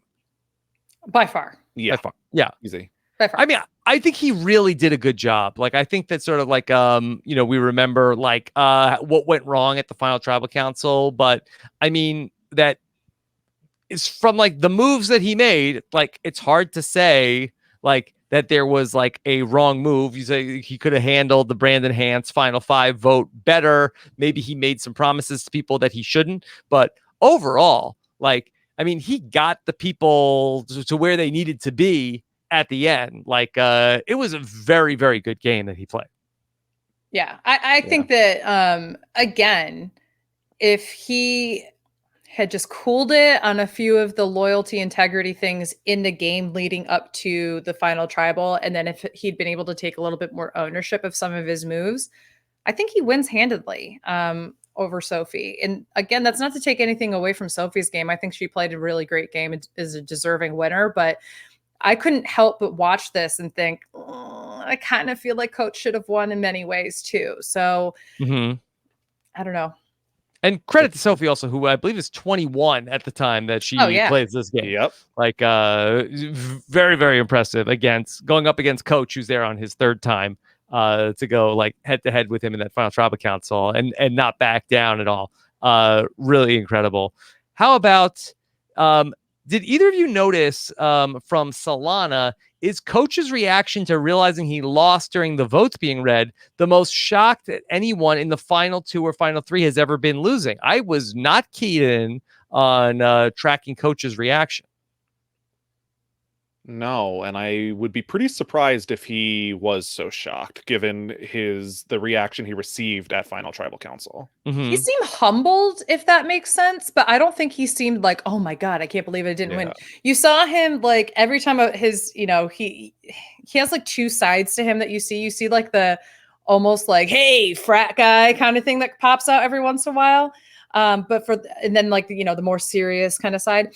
And you saw him like do like little points or whatever every time his name came up. And then when that stopped, he like respectfully, kind of listened and nodded along and such. But I don't think he was like, damn, I don't know. All right. One more question. Joe Weaver wants to know, we heard many times that Brandon would have won if he made the final 3. How does Survivor history change if this happens? He's not on Caramoan. Is he on Blood versus Water? How would he have done on Winners at War? So many questions. So Sophie herself has said a number of times that Brandon, if he got to the end, would have won that season. What does the future of Survivor look like after this, Scally, after Brandon Hance potentially wins season 23? I think we really might get that Brandon versus Russell season if Brandon had won. Like, they're not waiting till Winners at War to bring him back. Like, it wouldn't have been Caramoan, but Brandon would have been back before then, and then also back on Winners at War. Is he celebrated? Not by the Hance family. Yeah, I feel What? like He won. Russell didn't. I know, but it's so funny to me. This I feel like the Hans family's like, yeah, you won, but you didn't do it the Hans way. Like I Yeah. feel like I could be very wrong. I don't know them, but that is just like Everybody a loves general a feeling winner. I have. as soon as like Sean steps on the beach, he's like, I would give him a C. Like Yeah. he is not impressed. So I can't imagine that drastically improving. Like Mhm. I don't know that Russell is saying that he is like disappointed in Brandon and the finale after he wins, but I think that he probably gets a much cleaner edit, Yeah. and but I still don't know that they're gonna love it. Yeah, I could see it being where he won and now Russell hasn't, and then Russell is like, yeah, but he got lucky that I Mhm. played against better players. Like anybody could beat Coach. Like I beat Coach. yeah, I beat Coach. Like that was nothing. Like and maybe it's like that's how the Russell versus Brandon battle gets at where Russell is just talking about his win wasn't even that great. Mhm. I don't think that Brandon comes back for Winners at War. I don't think that they cast him. Yeah. Ooh, Um, I don't. Well, because we would have had the very ill-conceived Brandon versus Russell right. season, which Yes. goes horribly in Which is going to between. go horrible, right? So I What season does really, it replace? Mhm. I blood versus water, I assume. Mhm. Yeah. You know, Oh, I um, think maybe they so. play in Blood versus that's Water. what I'm thinking. Yeah. Yeah. Even though the theme of blood versus water was a returning player Oh, yeah, was that's someone who true. hasn't played Yeah. before, so maybe they changed that up a little bit. I don't know. Maybe I they're think we're captains in San Juan del Sur. oh, there you go. I really feel like regardless of whenever they bring Brandon back, they realize that's the last time Brandon can play because I just don't think that Brandon, especially now in 2020, 2019 or whatever, when they're filming Winners at War, Mhm. that is not the person they want on Yes. their show. Yeah. I think that is a difference. I think Brandon at 19 getting $1 million also makes a huge difference in who Yeah. Brandon the person Yeah. is. 100%. In the near future, like if it was around Caramoan or something like that, where they were going to be bringing him back anyway, I think he's still for sure a lock. But I do agree that I don't know if they're having Brandon the person on season 40 necessarily. Also, South Pacific caps a very interesting, like sort of like a year of 2011 in Survivor, which really does like a exploration into religion and its role on Survivor in a way that is really like not since been delved into. And unless there's anybody that I can think of that I just feel like that we went so much into Jesus and its role and his role on with Matt Elrod and in the previous season in 2011, and then to have so much here with Brandon and Coach. And I don't know if we've had somebody just bring religion so much into the game outside of just like passing like, oh, I'm going to pray here and there since that point. Yeah, I agree with that. And I think that there's a staunch difference too, and we talked about this a little earlier. There's a staunch difference in the way that Matt Elrod talks about God and such, and juxtaposing to how the cult is happening with Rob, which is not a religious aspect. And then it's like both of those converge together in South Pacific, which makes it even cringier.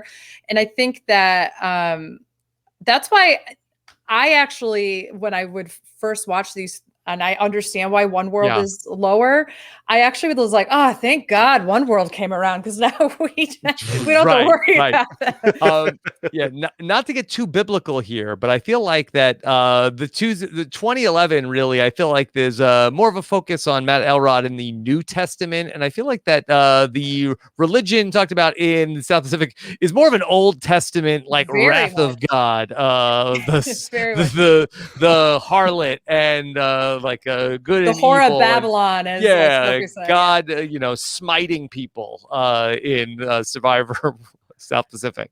That's an interesting thought. I definitely agree with that. The wrath of God, and then the New Testament's the love of God. Like that. Yeah, I could see that. But it's flipped. Yeah, flipped over. Yeah, yeah. It's a Benjamin Button story.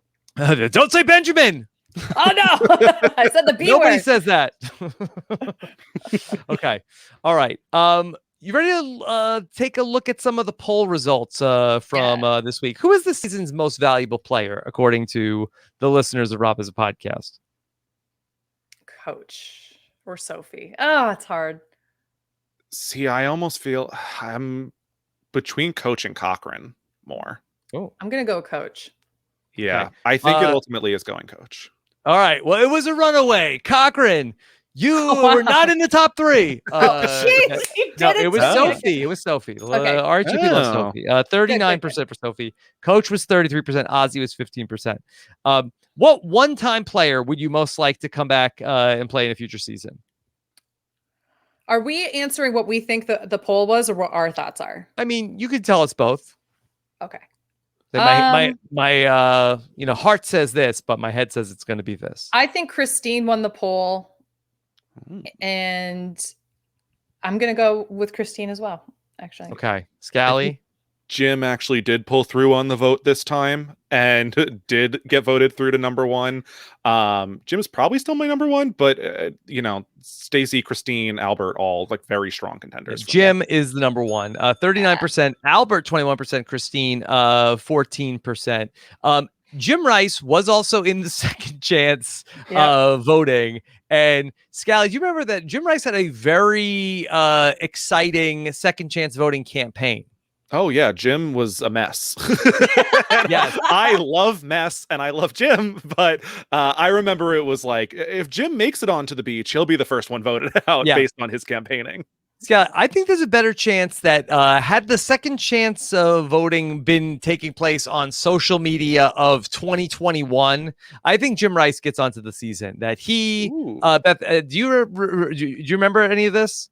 So I don't remember the voting as much. No, he took to Twitter and just started like roasting people where he would have gotten like retweets and favorites like up the wazoo. Oh, he probably would have been making TikToks nowadays. Oh yeah, like he would have gone viral.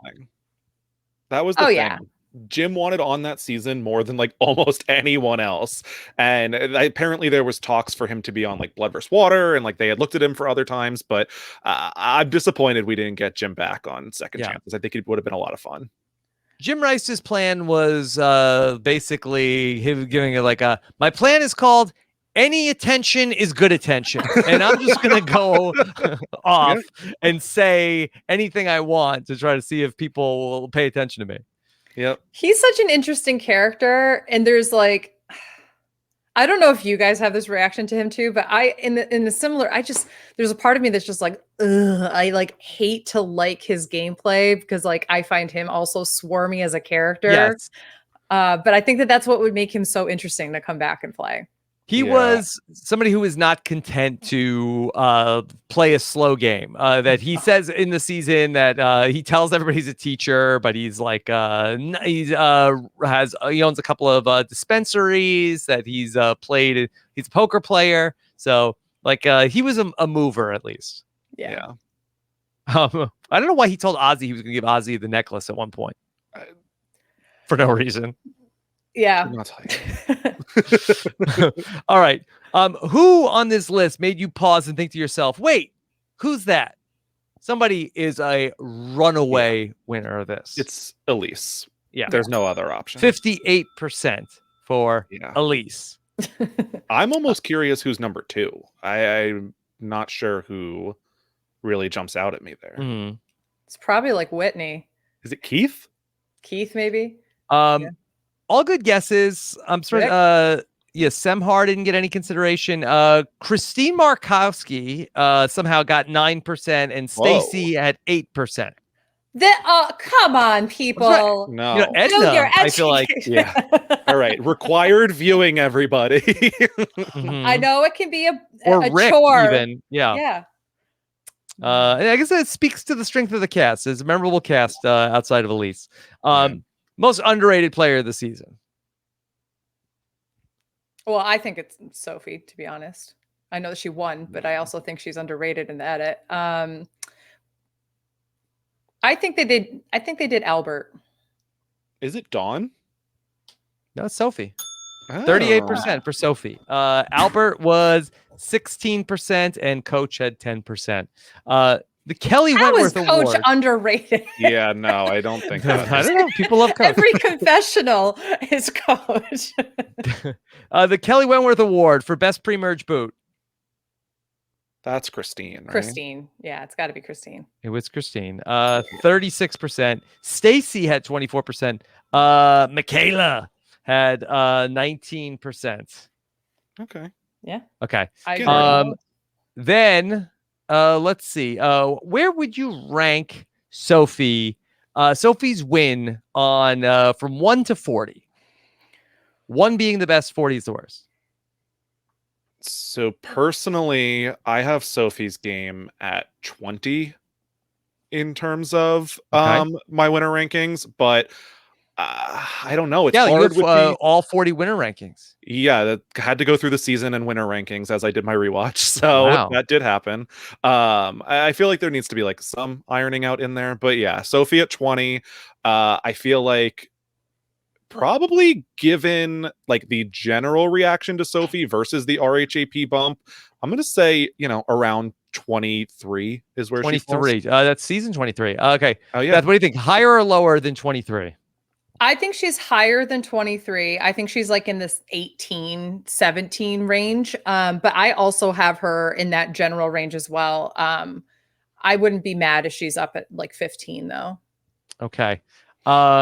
It is higher. She's just at 20. Okay. Oh. Right there in the middle. Well, So I agree. Scally's original rankings. Yeah. I'm not mad at that. I think that that's fair. I think that if you were to do best winning final tribals, I think she, for me, is definitely in the top 5. But in terms of overall games and winners and such, I would put her a little lower. Okay. All right. So let me also check in with my rewatchability rankings for 2021. I can tell you that I really did enjoy this season. I thought that it was very exciting in the pre-merge. Of course, we have that crescendo when Cochran flips. Then we get sort of like the slog happens after that, but we yada through that. Even the Cochran and Edna boots are a little slow. But we come back strong finale. So I have this as the 3rd best season I've watched in 2021. I have my rankings: Ghost Island, Edge of Extinction, South Pacific, Nicaragua, HHH, Worlds Apart, Game Changers, One World, Caramoan, Island of the Idols, Redemption Island, and Thailand is the worst season that I have seen in this year. All right. But that begs the question: what are we watching next week? I have 2 guesses. Okay. Ooh. All right. What's on the table? So I'm thinking it's either got to be Fiji or Gabon in my mind. Okay. Yeah, I feel like a lot of this has gone with not as many people rewatching the seasons as this goes, especially when they did the ranking. I think a lot of the reputation of a season has come in. I am going, let's pick something different. I'm going to go Guatemala. Mm-hmm. Okay. All right. So Fiji, we have Guatemala. Let me tell you what the audience voted for. Okay. This is a question we've been asking the audience. And the audience is saying 13% says All Stars, 22% says Gabon, and 36% says Fiji. Okay. Right. So let's see what is going to be the 28th best season of all time next week.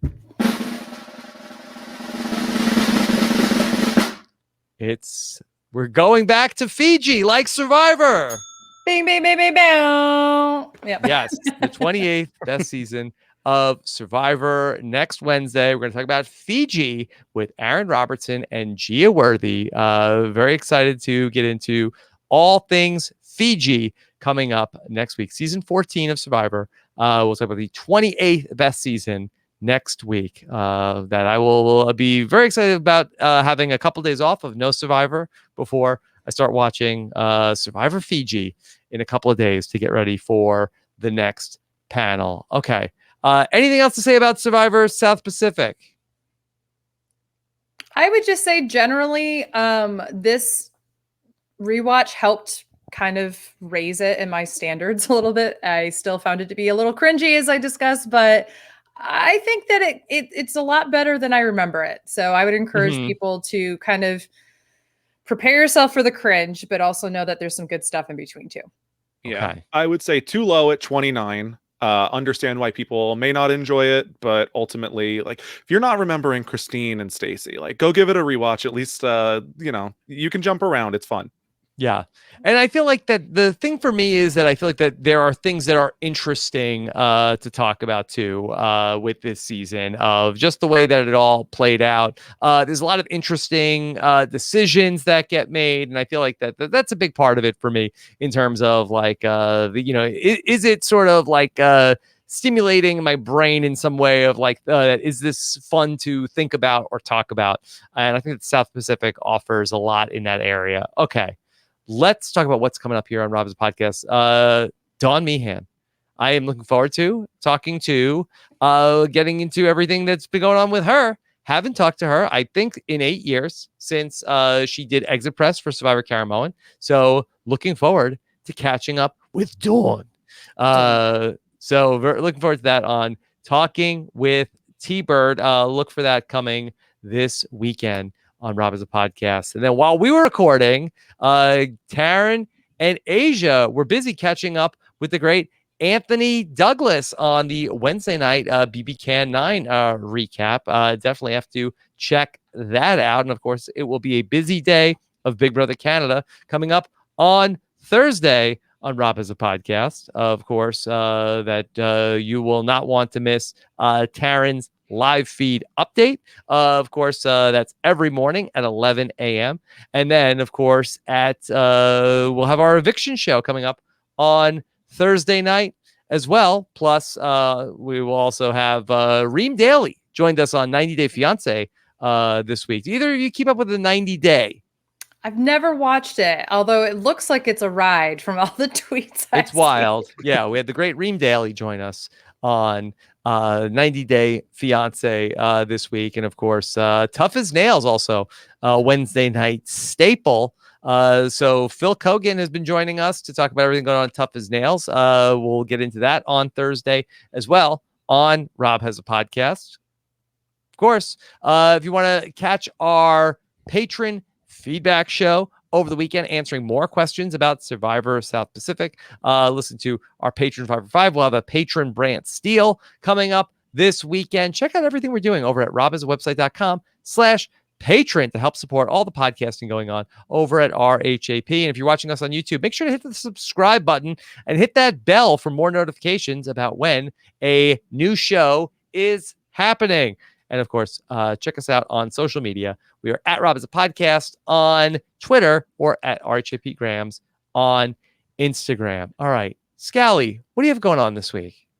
All right. Well, actually, first, did not get a chance to earlier, but also may have a picture with a John Cochran has been sitting here. Oh my God. How did you wait 3.5 hours to drop that on us? Well, yeah, it didn't get a chance earlier and figured if people stuck around, they deserve it. Yeah, So, let me go full screen on Scally. I just want it known. At one point, I went, that looks like someone's arm. Is someone sitting so still next to Scally for 3.5 hours? Yes. Okay. That needs to be a meme now of like, hey, here's me with a famous person.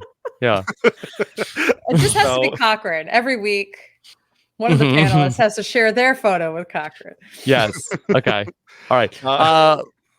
But just a late edition. I'm going to wear it also that we are going to be having a Why Sophie Won coming up this weekend also on our South Pacific coverage. And we'll also have a Clubhouse catch up, a debrief about everything South Pacific coming up on Thursday at 7 Eastern, 4 p.m. Pacific for everybody who's on the Clubhouse. All right. And then, what I was going to then jump into is for, like you mentioned earlier in the podcast, if anyone is already listening to the challenge wrap up with Allie and Brian and wants even more challenge coverage, we're about to get into the challenge All-Stars over on Paramount Plus. Oh, yes. Yeah, very excited about that. And it's been getting a lot of coverage, so seems like it's going to be good. Even if people don't know the names from the past, should be fun. Myself and Matt Ligori are talking about that over on the Dom and Colin podcast, and I will on RHAP continue to jump in on the Big Brother coverage and over on Twitter at Brian_Scally. Yes, and if you missed it a couple of weeks ago on the RHAP Rewind, we talked about the Battle of the Network reality stars. I had a lot of fun with Chappelle a couple of weeks ago, talking about that with Scally. Yes. Beth, what's next for you?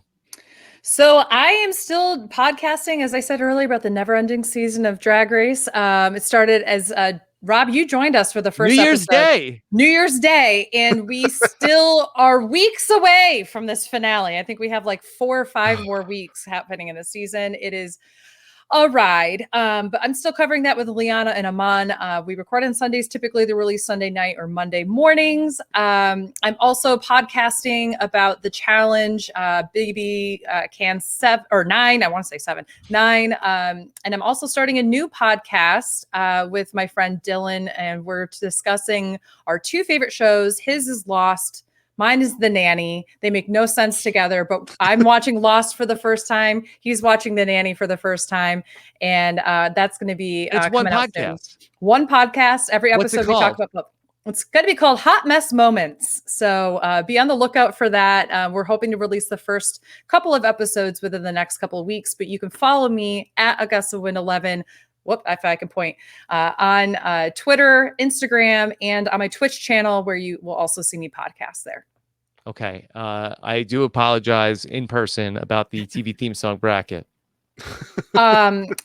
Yeah, it was a little much, but I will say, I feel like what you helped was that The Nanny is now coming out on HBO Max, and it's the best news I've experienced ever. So this happened right after the RHAP song We did it. battle. So you all did it. Fran Drescher heard that and said, "Oh no, the children need to learn about my show," and so put it out for everyone. First time I think it's been on streaming services in the United States. So very exciting. I of course have all the DVDs, so it doesn't really affect me, other than I can now just like lazily not have to put a DVD in. So I'm excited. Okay. All right. Anything else in this marathon podcast about Survivor South Pacific? No, I'm just excited that I had the opportunity to talk Survivor with the both of you. Thank you for having me on. This was a lot of fun. Yeah, seriously. Tons of fun to get to revisit this season in particular and to be back talking Survivor. Yes. And it was one thing I wanted that Brandon made a comment. Brandon was got very mean to Edna towards the end of her run and also earlier in the season. And then he basically at Tribal Council, like basically they said, look, all right, everybody. Well, I'm voting out Cochran tonight, and then Edna next. This isn't complicated. And then, then he comes back in the next episode. He's like, once again, Brandon put his smelly foot in his mouth. I just don't know why did it have to be a smelly foot. Nobody's ever described the foot before. And then we all know. The preview, or they said, like on the recap, they said, and Brandon created problems, and they showed the clip again of like, once again, Brandon put his smelly foot in his mouth. Oh, and 30-something days into Survivor. Not a good one. Yeah, it was. I could. Yeah, we didn't need that description. It didn't need it. It's foot in the mouth. Nobody's ever described the foot. Okay. No adjective needed. Okay. All right. Thank you so much, everybody, for listening to this. Take care, everybody. Have a good one. Bye.